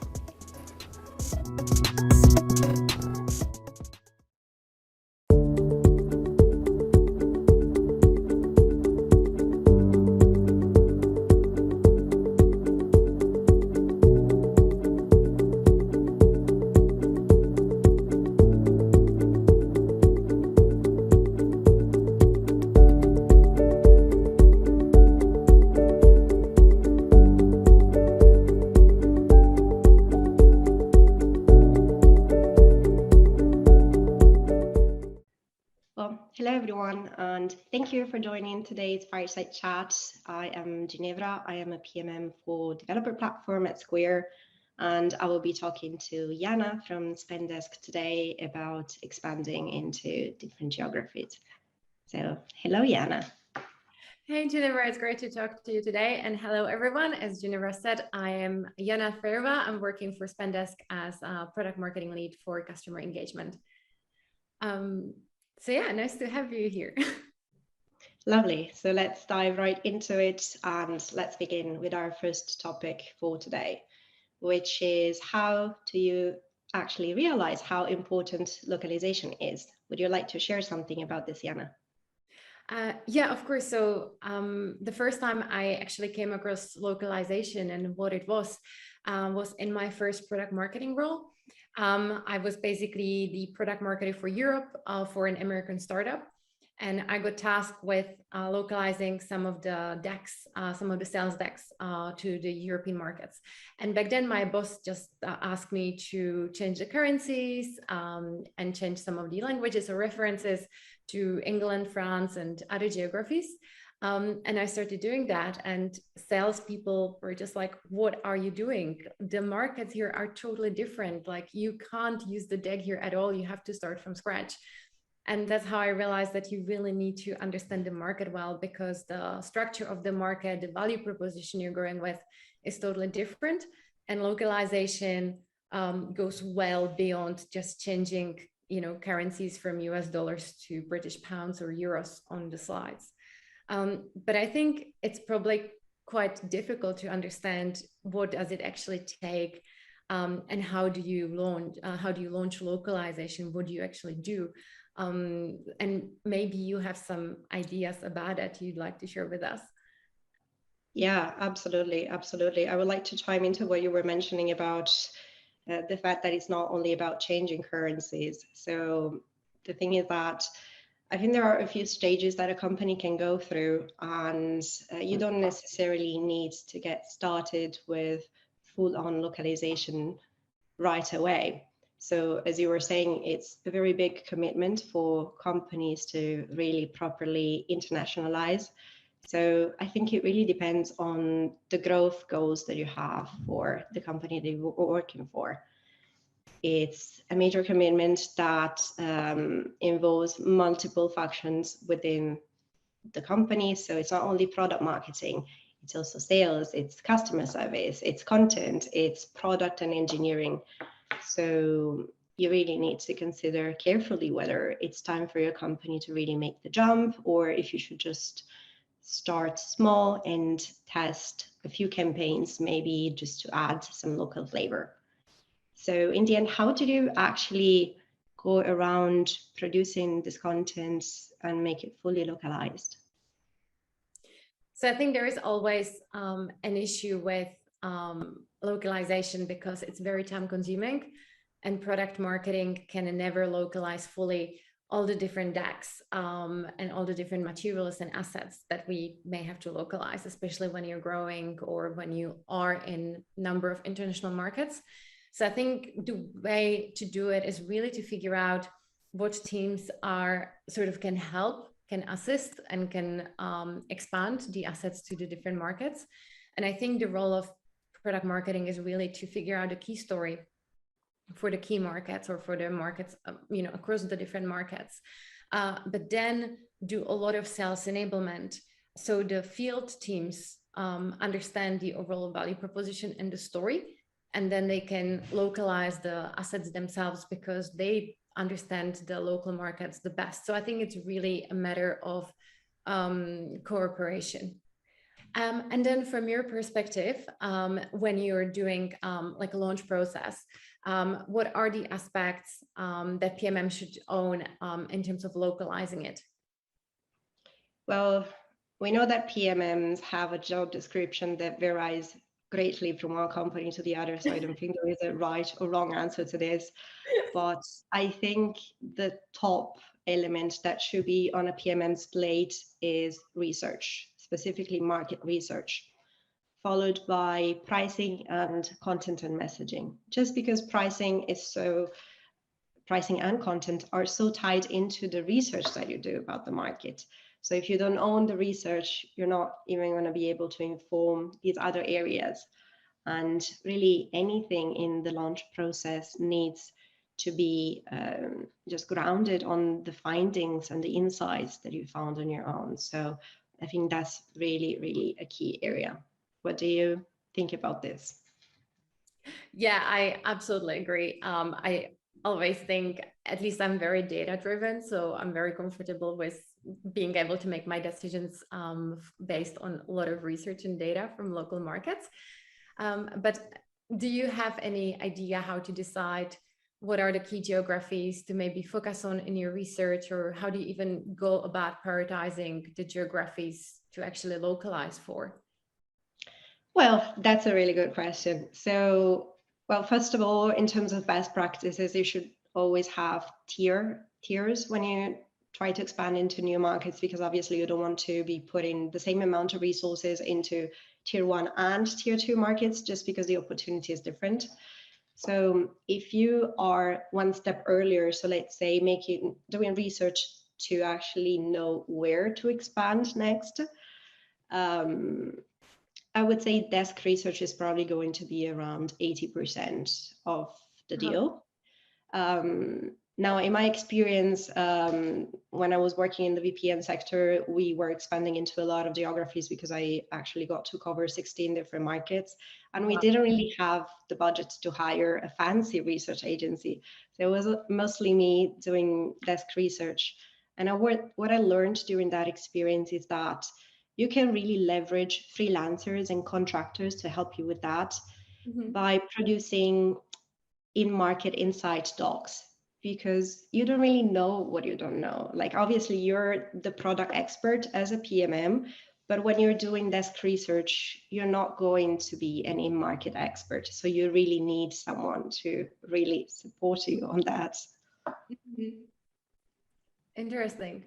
And are there any other pain points when it comes to localization, or any blockers that you have come across in your experience?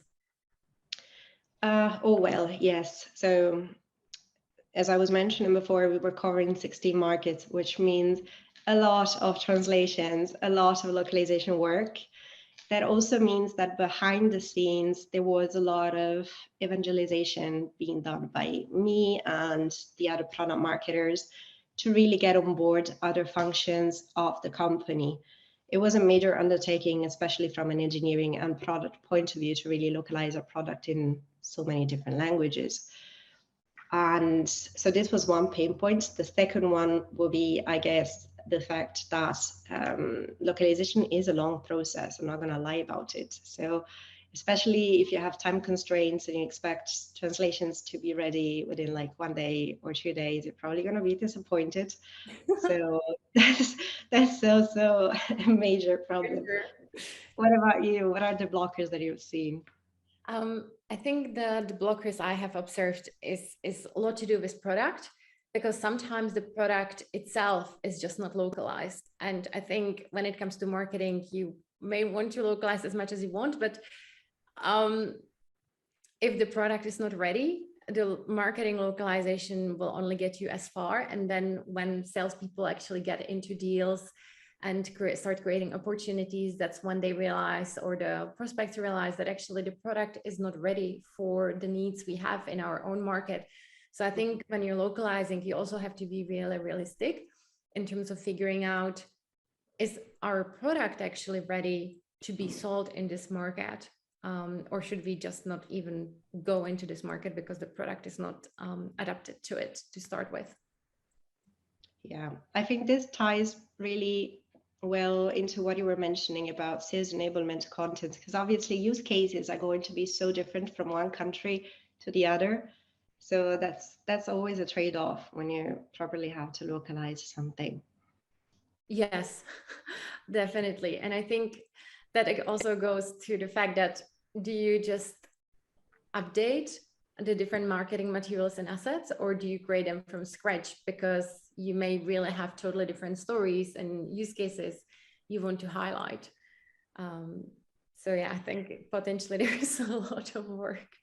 Well, I think I am a bit of a fan of updating instead of redoing from scratch, just because otherwise it's not super efficient. So also with research, it's not supposed to be a one-off task. It's supposed to be something that you do and then you maintain at least once a year, similarly to what you do with competitor research. And I think obviously it's a major commitment. So. No, but I also think it goes back to the idea of collaborating really closely with the rest of the marketing and product marketing team. So what they create in the first place in terms of assets is not too localized to start with, so you can easily adapt it to other geographies. I think it's always like a fine balance we have to find, but I think if there is something that is so focused on one market, you can't use it other markets when it's adapted, or it takes too much work. Yeah, I also think that's not sustainable in the long term. Yeah, absolutely. Yeah, it's a major undertaking every time you localize something. So it's really, really important to actually weigh your resources and adapt them to the opportunity that you can see ahead of you. Absolutely. And are there maybe any final thoughts you have, or the final thought you'd really love to leave the audience with when it comes to localization? Yes. So we have spoken a bit about the work that goes into the pre-launch phase. And I would like to just say that the work obviously doesn't stop there. So I would like to say, like, when you're launching a new country, I would strongly suggest to really build a solid 1 or 2 year post-launch marketing plan. Now, the tricky part about that is obviously, in most cases, you don't really have the resources to implement all those initiatives on your own, because you will likely be busy launching new markets or doing other PMM work. And you will probably ask for additional headcount or anything. So if that falls through, your lovely solid plan of initiatives to really develop the market is just not going to happen.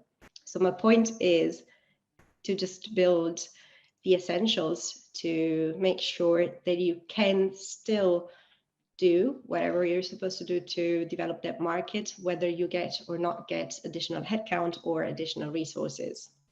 Mm-hmm. What do you think of that? And do you mean in terms of the overall go-to-market strategy for that particular geography, or are you talking just in terms of marketing assets or campaigns? I mean, both. It really depends on the needs of the market. But sometimes I've seen putting a huge amount of effort into really making the splash in a new market. And then once you've actually launched, you don't really know which direction you should be taking. There isn't really a solid infrastructure of marketing and other product marketing initiatives to really support it, which is obviously a shame because you spent like most part of the previous year trying to launch a market and you aren't really sure how to develop it afterwards.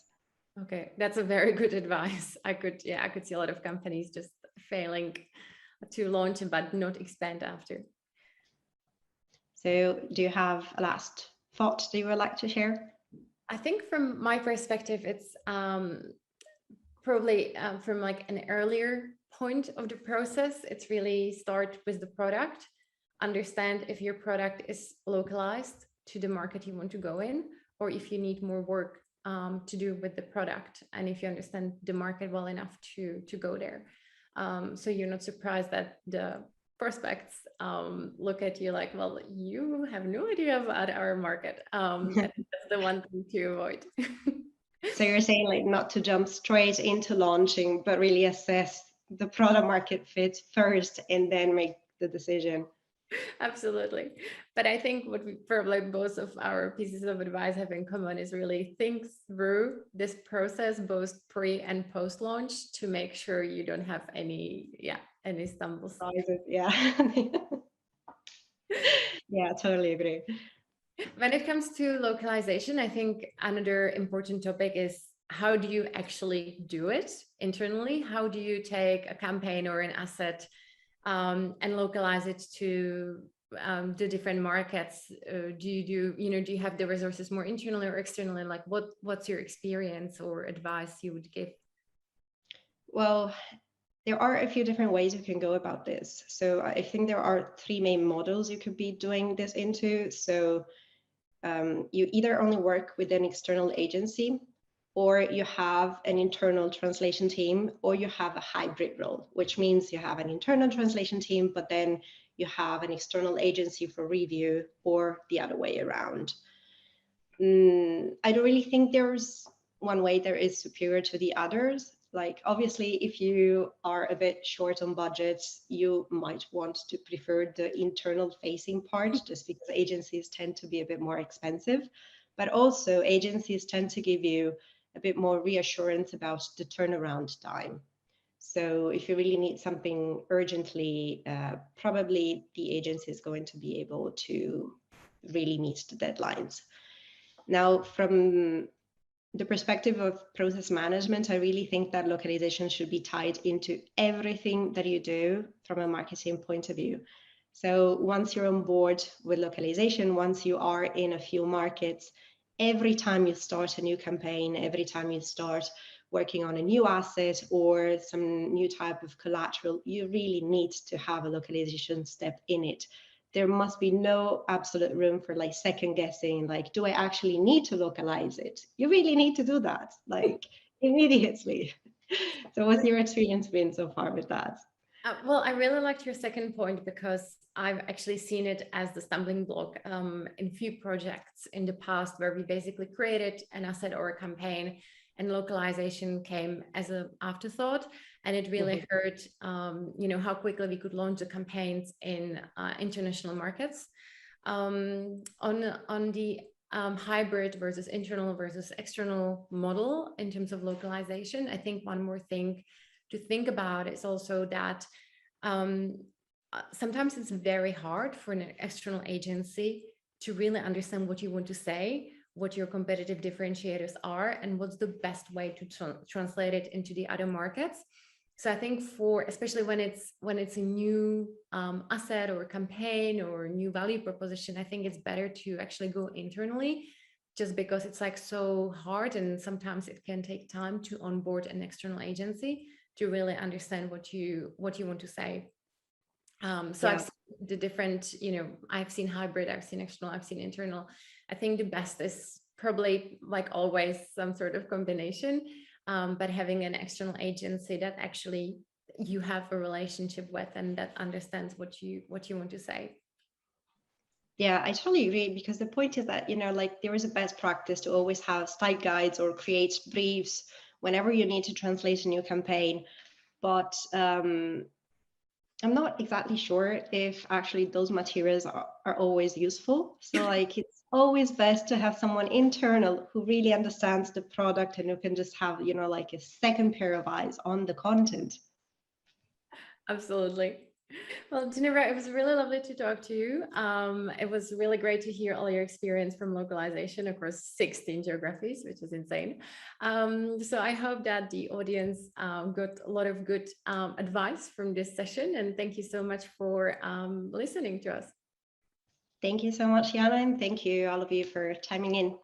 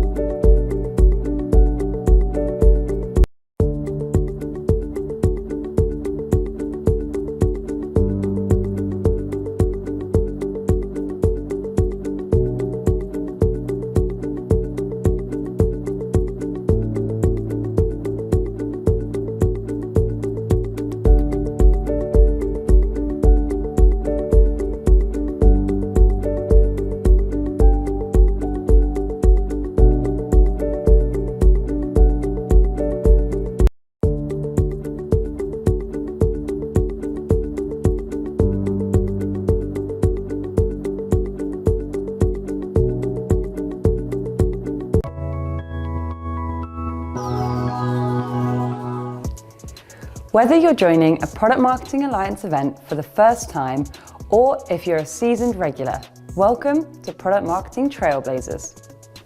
We have an awesome selection of innovative content lined up for you this week. But before we dive in, I just want to say a huge thank you to our sponsors, speakers, and you, our lovely audience, for joining us. From wherever in the world you are watching, we're sure you'll enjoy today's talks. To get the most out of these sessions, please ensure you're sharing your feedback and asking your questions in the comments section for our speakers to answer. Each of the recordings from today's sessions will be added to our on-demand library. If you aren't already, then why not become a PMA Pro member and benefit from unlimited access to exclusive templates, frameworks, and our entire library of video content from all our events. So with all that to come, let's dive right in.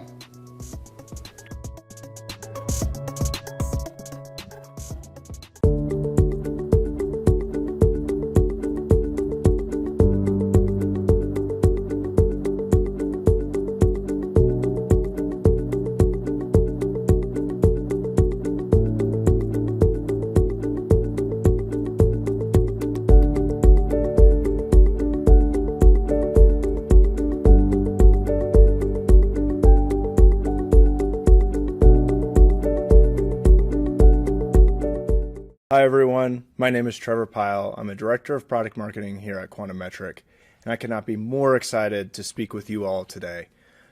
Today we are talking about something that's near and dear to my heart, maintaining the field connection. So we're talking about relationship. It's a little soft, but it's really, really impactful if you can do it right. And we're going to give you some tactical ways to create these amazing relationships with sales, and then how you can use that relationship to bolster some of the product marketing programs that you care about, your internal stakeholders care about, and at the end of the day, your customers care about. So let's go ahead and get started. All right. Going to learn a few things today, but there's a couple high-level buckets that we're going to be focusing on. So first, we're going to focus on how to build field relationships from scratch and really what the power of availability means. Then we're going to talk about how do we build the internal channels that break through the noise. We know that salespeople are constantly inundated with information. How do we make sure that we're being heard? And then lastly, how do we have the attention to detail and the collaboration that creates really, really compelling messages that get through those channels and get heard by sales? All right, so we're going to do that. But first of all, you're probably wondering, who's this Trevor guy? I wonder that sometimes too. I'll tell you a little bit about myself and then we'll get into it. So as I mentioned, I'm a product marketer. I'm based out here in Colorado, Denver, Colorado. Quantum Metric is a Colorado-based company, so that means I enjoy all of the typical outdoor things in terms of mountain biking and skiing. But on a bit more of my background, I am a grad school dropout, as I've listed here. So I have a science-heavy background studying biological anthropology at Baylor University and entered into a doctorate of kinesiology program and realized that that wasn't necessarily the path that I wanted to go down. While I loved the physiology of humans and understanding how people interacted with one another, I really wanted to have a lot more variety and challenge in what I was doing. And that's how I ended up landing in product marketing, which is a great role if you like challenges. But the way I started is I left grad school, I went into a couple of direct selling roles, 2 account executive roles, then transitioned into marketing, sales enablement, and eventually product marketing here at Quantum Metric. And that last bullet, maybe the most interesting, I'm very opinionated about barbecue, and I'll actually show you why that matters for our discussion today. So I'm from Austin, Texas, self-proclaimed and objective barbecue capital of the world. If you just tuned out because you're from North Carolina or Kansas City, I'm really sorry, and you'll probably hate the rest of the discussion, but that's all right. This really matters for today's discussion because we're going to use a story. We're going to use an analogy of barbecue. It's one of my favorite because barbecue, just like great relationships with sales, takes time and effort. And it takes a lot of passion as well. Cooking great barbecue is low and slow, and it takes that time and it takes energy, and you have to invest that same thing into the relationship. So since we're riding with this analogy today, you're probably asking, okay, well, what are we cooking? So we're cooking brisket, and brisket is actually one of the hardest pieces of barbecue to cook. It's a huge cut of meat. It's really, really tough, and it takes a really long time to get it to render properly. That's kind of why it's known as, when you cook a brisket and you cook it well, you get kind of a thumbs up from some of those old school Texans. So let's get cooking on this brisket, and let's talk about the process for creating this field connection in tandem. So before we start cooking, it's really important to talk about the mindset that really enables relationship building. And then we're going to talk about how you scale those relationships. So before we get into any of the tactics, I want to talk about a woman named Tootsie. Tootsie, personal hero of mine. She is maybe one of the most, probably one of the most famous pit masters in the United States, definitely in Texas. So she runs a barbecue joint called Snow's Barbecue out in Lexington, Texas. They're only open on Saturday for like 6 hours, but if there's a culinary award out there, she's won it. But she probably even couldn't tell you which award she won. And that's because Tootsie doesn't have an ego. She's very down to earth. She's extremely approachable. She connects with all of her customers who come through the door, and she'd happily tell you her methods. It's nothing, that you wouldn't expect. It's just the way and the process by which she handles that. But what I really like about Tootsie is just her overall lack of ego and her ability to connect with people and her ability to build relationships so that when people are eating her food, they really can feel the passion and the love that she's put in all night, cooking low and slow. So we want to learn how to be like Tootsie from a mindset perspective, because that all starts with empathy and leaving your ego at the door. So I mentioned empathy, and that's because sales is really hard. It really is. I know, and of course I say that because I was in a direct selling role, but even if you haven't been in a direct selling role, there's a ton to remember. The environment's always changing. The competitive landscape is always changing. There's all these different marketing programs, from events to product launch to all of these things. And if you're selling to the enterprise, you're constantly navigating just a large amount of politics into any organization that you're selling into. So it's really important for us to leave the ego at the door, listen to the sellers, and truly understand their world. And there's a few really tactical ways that you can do this. So the first is what I would call the boots on the ground approach. So this sounds a bit tedious, but I promise you it can be done. I was employee 60 at Quantometric. That was a couple of years ago. We since got 200 million in funding and have grown to 400. So we've hired a couple salespeople, as you could imagine. But I still make the effort for myself or a member of my team to connect with every single seller, every SE, AE, SDR that comes into the door. It's very important for us because this allows us to build that relationship. It shows that we're approachable, and it's really, showing that we care about them and their success, and we want to understand their world. Secondarily, if these folks are enterprise sellers, they probably know a ton about your customers and your target audience. So you need to get with them, understand where they've sold in the past, if they've sold a partner or competitor, and just really understand them. I mean, this can just be a 10, 15-minute coffee, something very simple, but this means that this person will be reaching out to you. They'll see you as a valuable resource, and when you need to do the same, you'll have them as well. So it's really a thing of compounding returns. Past that, join calls. Really get boots on the ground.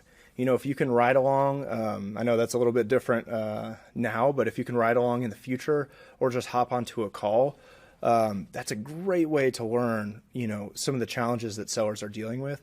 And then secondarily, leverage tools like Gong. Listen to a Gong call every day so you can really put yourself in the shoes of your customers. And then lastly, onboard like an AE. Product marketers at Quantometric probably don't have the simplest onboarding program because it's a ton of product knowledge. It's the marketing onboarding, but it's also the sales onboarding and the solutions engineering onboarding. But that's very important because that builds that empathy that we need to be successful and to maintain those relationships. So that's one part of the foundation of relationship building. And then secondarily, it's partnering with your revenue enablement team. So we're fortunate to have an incredible sales revenue enablement leader here at Quantometric. And we try to do everything we can to support that team. So this means helping to craft some of that onboarding content. This means getting involved with onboarding ourselves. Across the team, we're running 4 different sessions, and that's helping us put a face to the programs that we care about, whether that's customer stories, pricing and packaging, compete, we're able to interact and engage with sales as they're going through that onboarding process.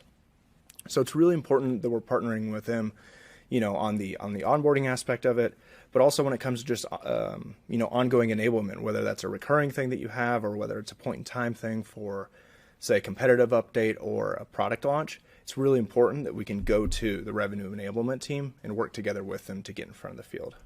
Okay, so that's mindset, a little bit of the prep. Now let's get cooking and talk about tools of the trade. So, if I look back, as Quantum was really scaling and we were trying to figure things out, which is what I'm really trying to do with this session, to show you that we're all figuring out, is we saw a few issues. We saw that marketers had their individual programs, partner teams had their programs, and they were all kind of hitting sales at once. And what we realized we needed to do was really create some dedicated channels that were dependable and reliable, predictable, because that's really makes it a lot easier for sales to find the information that they need and process the information they need to be successful. So let's talk about that really quickly.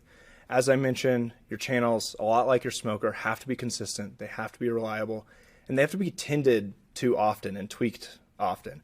You have to maintain the fire. I'm sorry for the Traeger fans, but you can't just set it and forget it. You always have to be optimizing and making sure that your channels are efficient as possible. And when I mention channels here, I'm talking about the internal channels. So let's talk through a few of those channels that we deploy here. So there's a few ways. Of course, you've got, direct messaging and things like that. But like I mentioned, we had the problem of a lot of people with their programs kind of putting out their agenda and what they wanted to do, which is great, but it's not easy for sales to consolidate what exactly matters on a weekly basis. So we created a weekly enablement newsletter, this joint effort between product marketing, content teams, and the revenue enablement teams, where we consolidate all the updates from freshly baked content to new events, product updates, market intelligence, put it into one email that's referenceable, searchable, and then we cross post that to Slack as well. We also have weekly intelligence updates in this regard. So we're creating that reliability that sales can come to look for. Secondarily, I know it seems a little bit goofy, but this is very helpful for us, is purpose-built Slack channels. So you have Slack channels for outbound communication where product marketing is saying, hey guys, here's new content, new programs or something, pricing update that we need you to be aware of. And then we have two-way channels, typically used more in like a compete type environment where we can actually have a dialogue with sales and really have them drive some of the conversation within those channels as well. So kind of by, of course it doesn't always work perfectly, but by kind of designating the one-way, two-way channels, where to go to for what, and also referencing that in onboarding, it really helps to coordinate our efforts and make these channels more effective. And then lastly, we've got our recurring enablement sessions that we partner with, again, with the enablement team, in which we're bringing, new product updates, market updates. We're going through some win-loss analysis in here as well. And we're often bringing voices from the field in everything that we're doing here. So whether it's an SE who had a great call or a great demo, or an SE who really understood, hey, here's how we differentiate against this competitor, we're using those internal voices to drive the efficacy of these channels, because it's not just us grandstanding and saying, here's what we think, guys. It's saying, here's the voices from the field. And then when you get that, you get more adoption from your go-to-market organization. That really becomes a force multiplier for any program that you have. Okay, so great. We've got the fire going. It's burning nice and slow, but how do we keep it going, and how do we know that we're on track, that the temperature's right, that everything's cooking properly? So again, that goes back to that foundation we talked about initially of mindset, because then you're approachable, you're available, and sales will get in touch. Trust me, they're salespeople. If you're doing your job right and connecting with all the salespeople, they'll find you. Call, Slack, text, email, carrier pigeon. Doesn't really matter. And then we're also just constantly getting feedback. Like I just mentioned there, you're going to be getting feedback if you have that relationship built. But we also do regular and recurring surveys to understand, hey, how's the content working for you? How are some of these programs working for you? General, feedback on things like pricing or compete programs.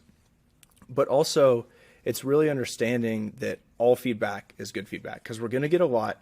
It's not all going to be actionable, but it helps us get it at our regular cadence and start to identify some trends that we can either ramp up a certain channel, produce more of a certain piece of content, but it really helps us understand what's happening with the field and then what's happening, subsequently with our customers.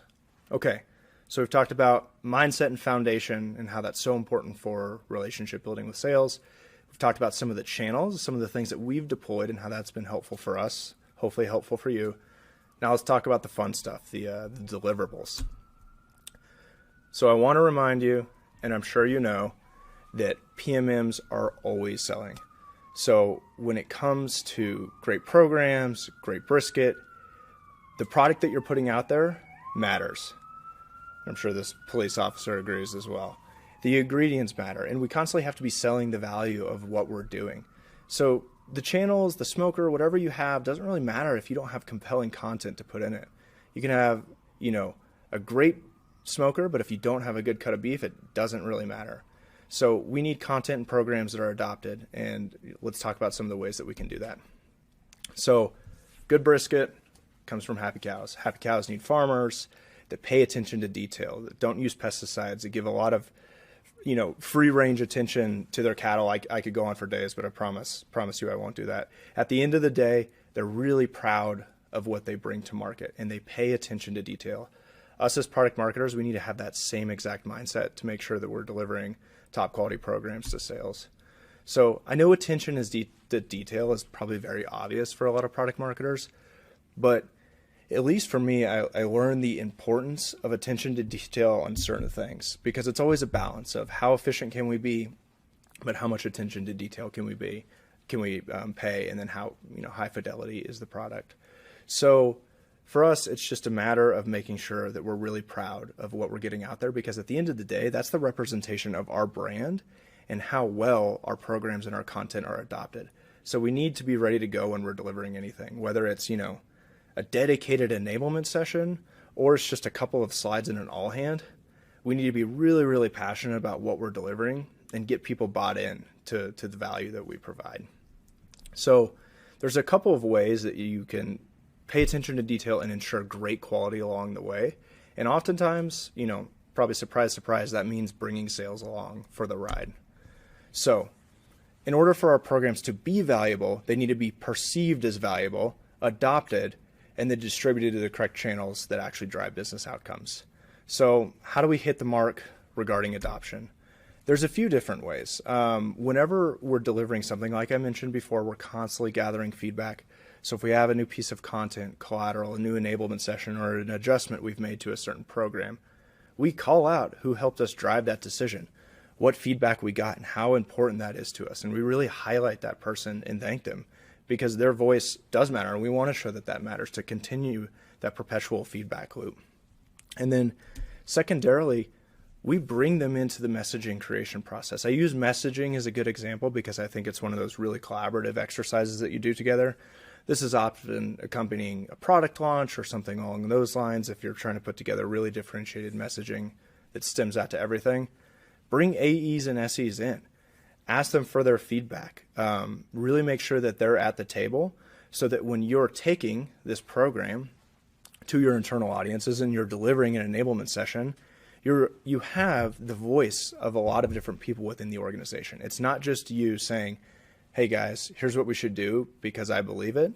It's because, Bill, Jake, Derek, everyone else, Sally is bought in, and they're helping you to deliver that message. You're just making sure that they're staying on message and really kind of coordinating that symphony, but that's what's helping you drive adoption. And then lastly, like I just mentioned, using those voices from the field really creates realness, because it's letting seller see to seller, hey, if we take this message to market, this is going to be good for us. It's going to help us hit our number, going to help us create customer value. So it's about having those internal voices, but it's also about bringing the customer voice as well. And oftentimes sales is a great resource for that, because they can help you really understand the customer problem that we're trying to understand with a certain product and really make that dead simple and clear when we're talking through some of that messaging. So for this, when you want your programs to be adopted and perceived as truly valuable to the sales organization and really use them as a force multiplier because they buy in to what you're doing, bring them to the table early, often, get as much feedback as you can. So those are the three things that we'd said we learn. But I do want to talk a little bit to a bonus about, okay, that's great if we do those things, but what's going to help us sustain that? And that's really about environment, and it's an environment of alignment. So it needs to be conducive to success, and you need to have alignment from the top down, and I'll kind of explain that. So, to this point, we've been really talking about things that's within our locus of control as product marketers. But sometimes, you may have sales and marketing leaders that aren't as aligned as you want them to be, and we have to constantly push and influence for sales and marketing to be aligned.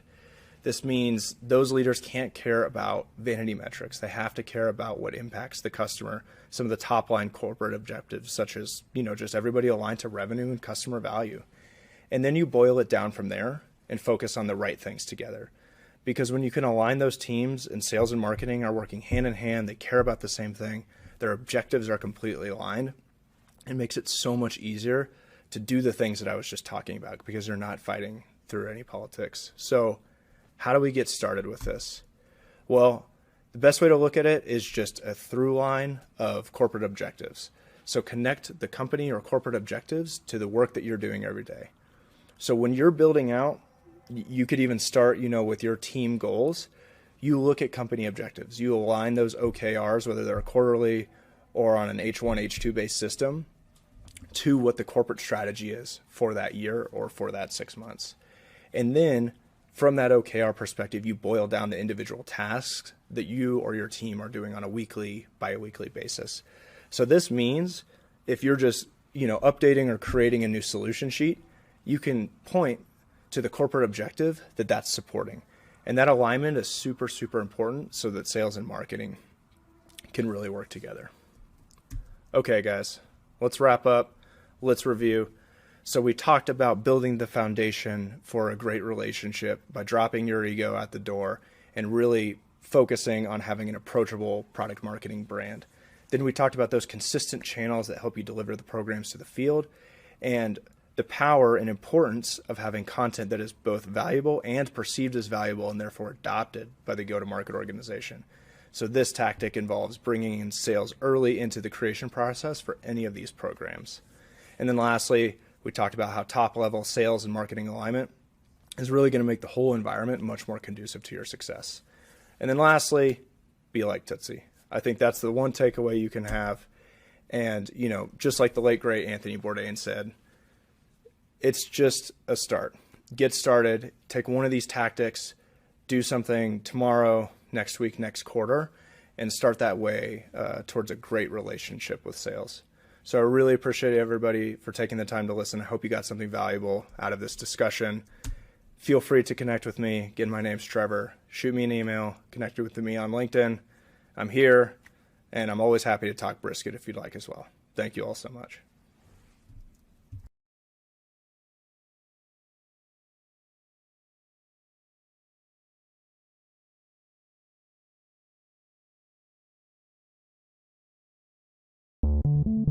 If you're on the lookout for exclusive product marketing content that'll change the game, well, you've come to the right place, because product marketers signed up to the PMA plan are continuing to reap the benefits of our membership service, home to the most comprehensive, diverse materials on the market.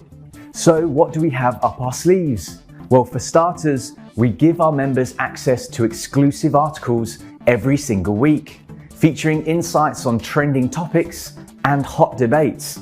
It's the perfect way to keep up to speed and improve your practice.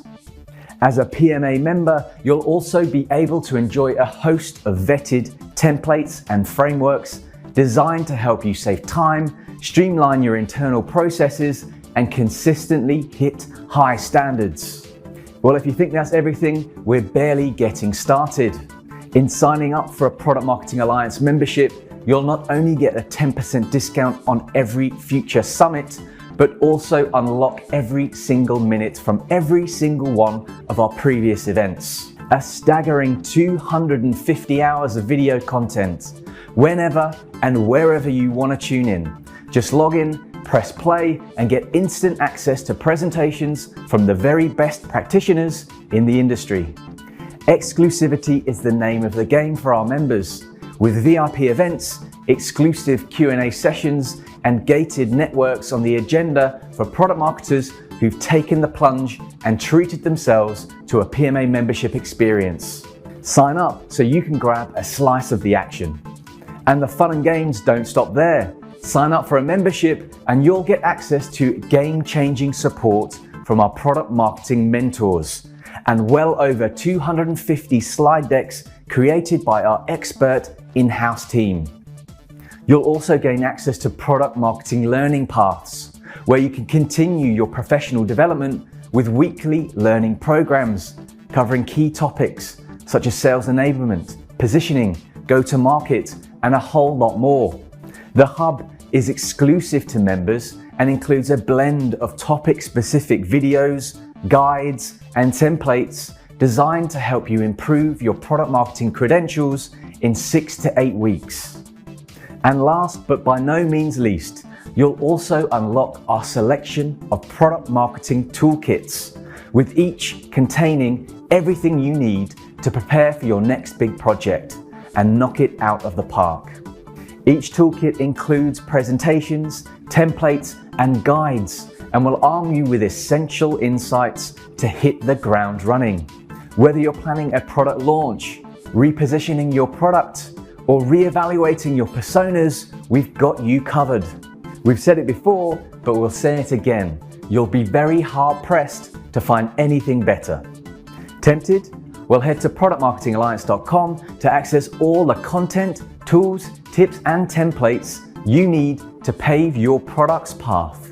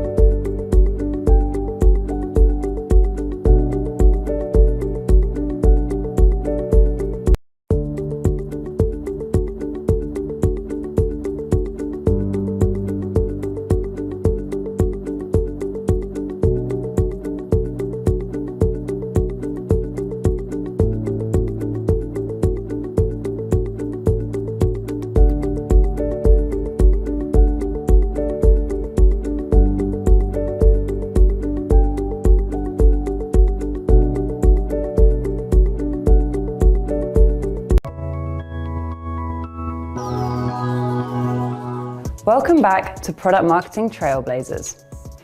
We're about to join another awesome talk, but just before we do, I want to say a huge thank you to our sponsors, speakers, and you, our wonderful audience, for making this event possible.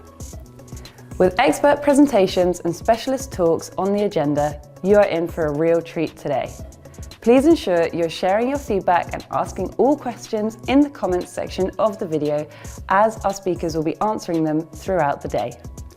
After the event, a great place to continue the discussion is in the PMA Slack community. So if you aren't already a member, hop on over and join the conversation. And if that's still not enough, then why not become a PMA Pro member and benefit from unlimited access to exclusive templates, frameworks, our entire library of event content, and much, much more. So with all that to come, let's dive right in.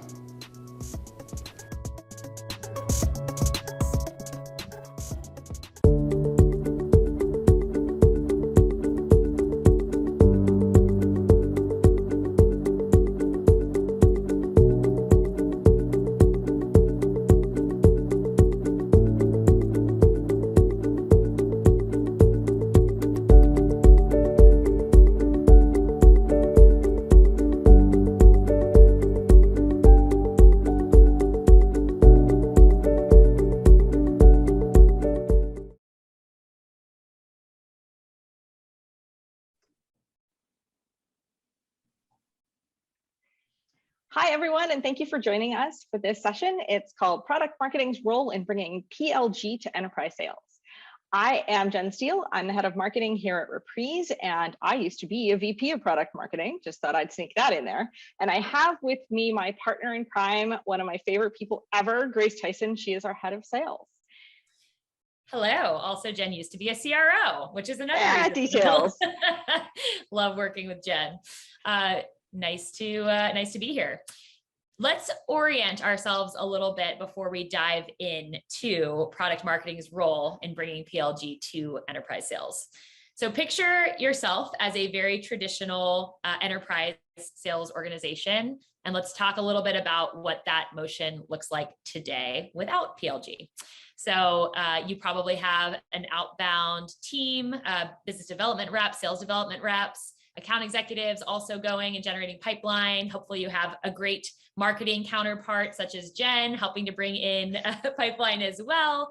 The prospect is interested in talking to you and looking at your product and learning more. And they get on a call potentially with the BDR first to be qualified. They get on another conversation with an account executive, more qualification, more questions, more discovery.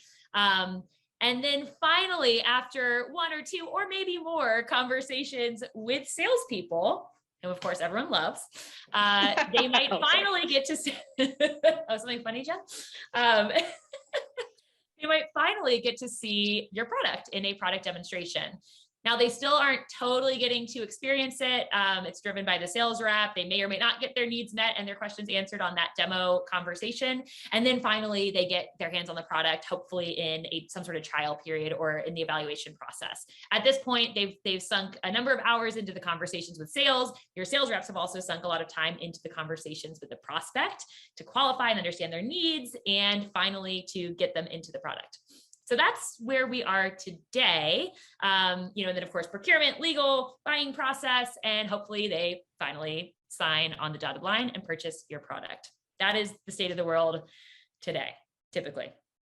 Now, let's imagine that you're maybe getting a little tired of that. Maybe your prospects want a bit of a better buying experience. They want something with a little less friction, maybe fewer conversations with salespeople before they get to talk. No, come on. We always want to talk to sales, don't we?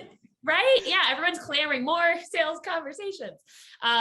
So you're thinking about perhaps implementing some sort of product-led growth approach, and that can look like a few different things. So maybe you're able to create a free version of your application and let people try it out and do sort of a freemium approach that can be offered on your website.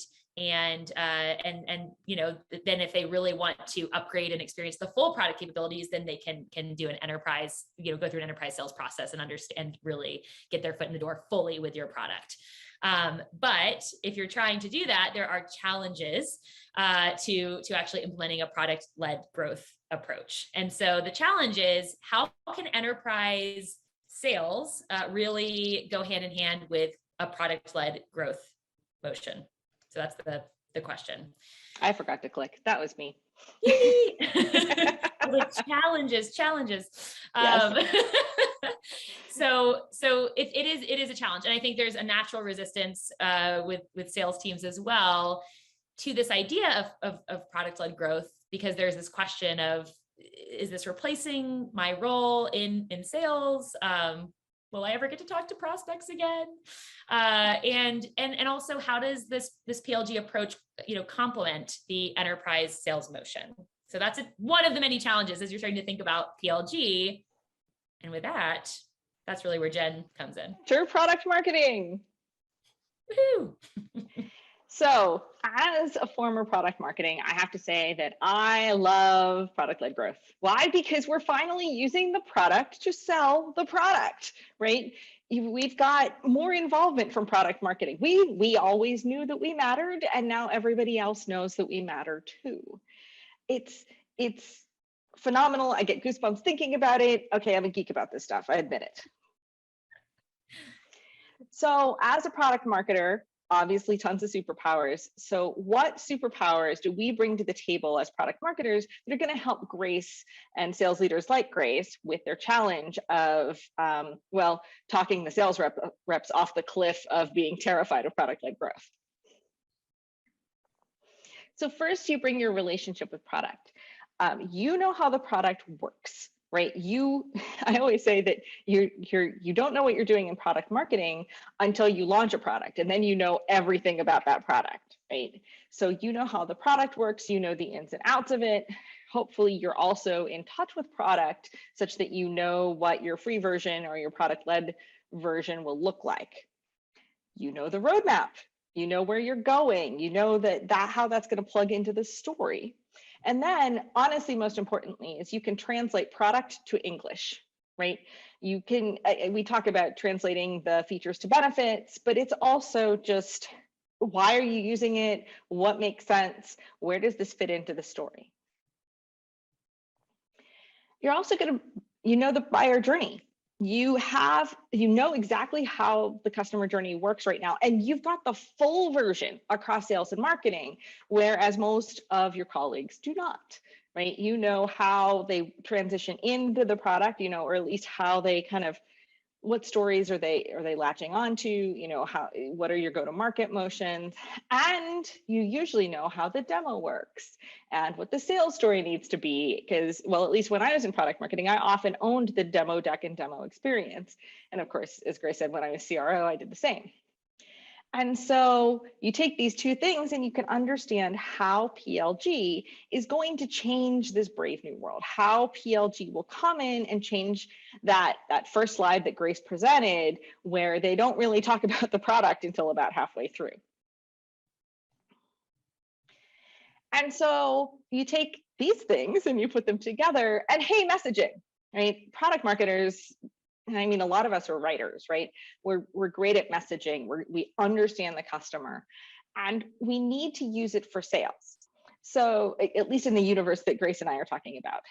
And because they're in the product before sales talks to them, you need to look at both sides of this. You need to say, what messaging have we been using in the product on the website to get them into the product?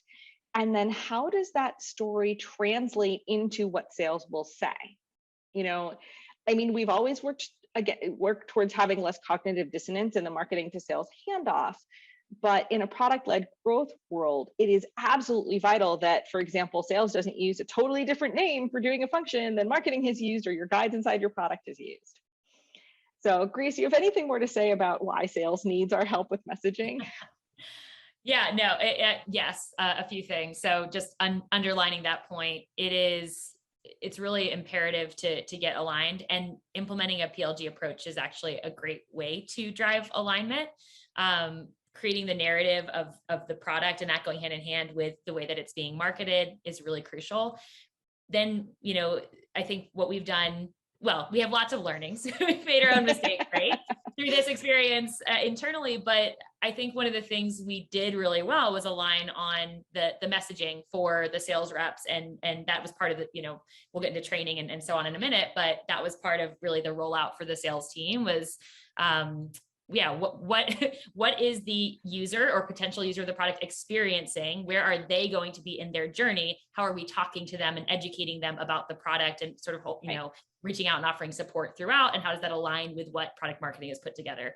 All very important things to consider and things we absolutely do need. Right. I'm going to digress for a second to talk about actually how we did it here. So as we sit now, we actually recently launched. Part of the reason we're talking about this is that we felt this just now. Like seriously, less than a month ago, we launched our starter product. We had an enterprise sales motion. Like this is us. If you're wondering where the passion is coming from, like this is us. This is what we've done. And so here's where we were. Marketing went from here's how product is talking about. Ours is called starter. So here's how product is talking about starter, and then. Well, as you all know, it's like, well, that's nice. How does marketing need to talk about starter? And then I will say that we actually had a bit of a product marketing gap. So we came up with our messaging pillars, our 30 word, 50 word, several paragraph, some of the classic messaging frameworks around it. And then we actually recruited one of Grace's lieutenants to help us translate that message to sales. And Grace, you might have more insight as to what he actually did, but as far as I could tell, he basically took the messaging document that product marketing had put together and it came up with what are the emails, what's the story sales is telling, but he based that straight on our words. Yes. And is that kind of what happened? Yeah, totally. Yes. So exactly right. So I think as you're thinking about how to, have an enterprise motion and a product-led growth approach go hand in hand, that messaging piece is key. And so what we did was, took the great messaging from product marketing and then distilled it really in a very granular, very simple, very easy to replicate and adopt way. The scripts, for calls, for the BDR team, for the AE team, the templates for email outreach, guidance as to when to reach out to someone, say someone signs up for starter, which is our free version of the product. When should sales reach out and how should they reach out and what should they say? And how is the conversation and the dialogue and the narrative different when someone is already in your product versus they have not seen it or experienced it before? Or maybe they've experienced it through a reprise replay on the website, right? It's still different. Details. Right, exactly. So one or the other. Anyway. And then what he did is he then sent that back to us to make sure that we weren't breaking things or that he didn't break things. And honestly, there's something about seeing how sales will then translate your messaging that actually makes the messaging better overall. It's how you get that continuing I was talking about things throughout the entire buyer journey. But wait, there's more. That is not all that you didn't stop with messaging, Grace. There's more messaging. Yes. So how can we help sales here? Okay. Yes. Oh, my favorite topic, talking about how I can be helped by other people. So we talked a little bit about the approach. I think it is really important to keep in mind the psychology of sales teams and individual humans who are selling when you're thinking about a product-led growth approach. It is actually not a scary thing. It's, if anything, it's a great way to create a better buyer experience and convert people at a higher rate because they're now qualified on the product and they understand how the product looks and feels. But telling the sales team that and making sure they're aware of why the PLG approach is important and actually beneficial to them is really crucial for rolling this out. So that's part of the training. When we rolled out Starter ourselves, we did a training with the sales team. We talked, of course we drink our own champagne and we're all in on product-led growth. So it was probably an easier conversation and rollout for us in some ways because the team is so passionate about it.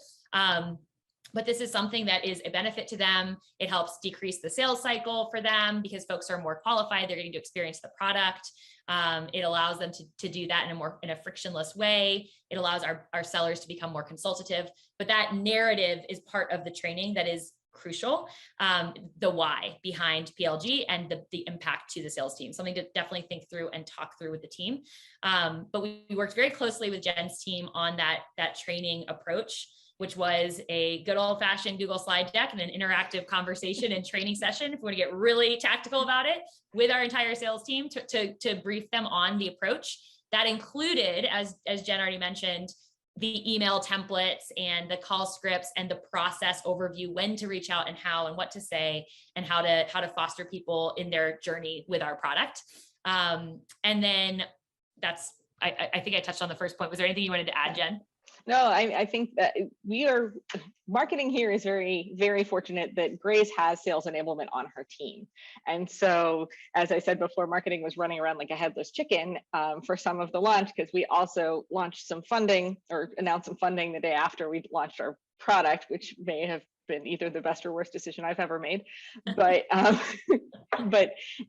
it was great to have, again, it was great to have that continuum of product marketing working then with sales enablement directly in order to get the training materials together and make that work. Yes. So, oh my gosh.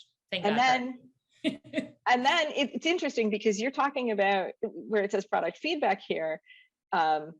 I think some of that is that sales now has the first touch immediately after people use the product. So not sure how that's working out for you or how we can help there, Grace.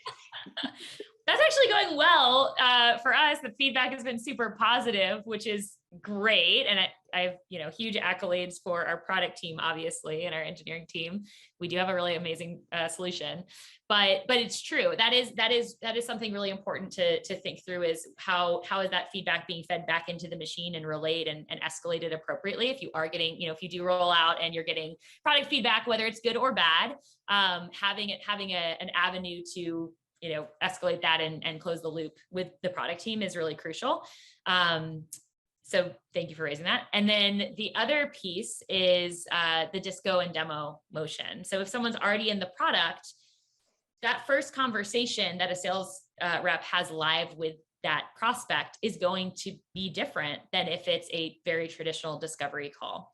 So we found that it's really about, well, you're still doing discovery, of course, but you're also taking a sort of educational consultative approach to understand how their experience with the product has been thus far, and maybe where they're struggling or where they need additional support and help. And then weaving in those great discovery questions around challenges and impact and why they're interested in this and why they're looking, what they're hoping to solve, what business initiatives they're focused on, et cetera. Weaving that in really seamlessly is crucial, but it's a different feel than, you're not going to give a traditional demo if they've already seen the product. You're more troubleshooting in a way and advising them as to how to get more value out of your product. Right. I assume some of those skills, because we had a free trial that was later in the process before, I assume they had to take some of those skills on nurturing a free trial and pull them back to the first call. Exactly. Yes, exactly. It sort of pull the evaluation stage earlier in the process in a way. But the conversations are really exciting that the reps are having already with those folks. Yeah. Awesome. So basically lead the way. I could honestly call PLG product marketing led growth, because now's your time to shine. You are the pivot point and you already have the knowledge to really make this work. Obviously, nothing happens in a vacuum. Grace and I were talking about enablement and sales taking marketing's messaging and collaborating together. But now is really your time to shine. And thank you so much. Thank you, Grace, for joining me. This was so much fun. So fun. Always a pleasure.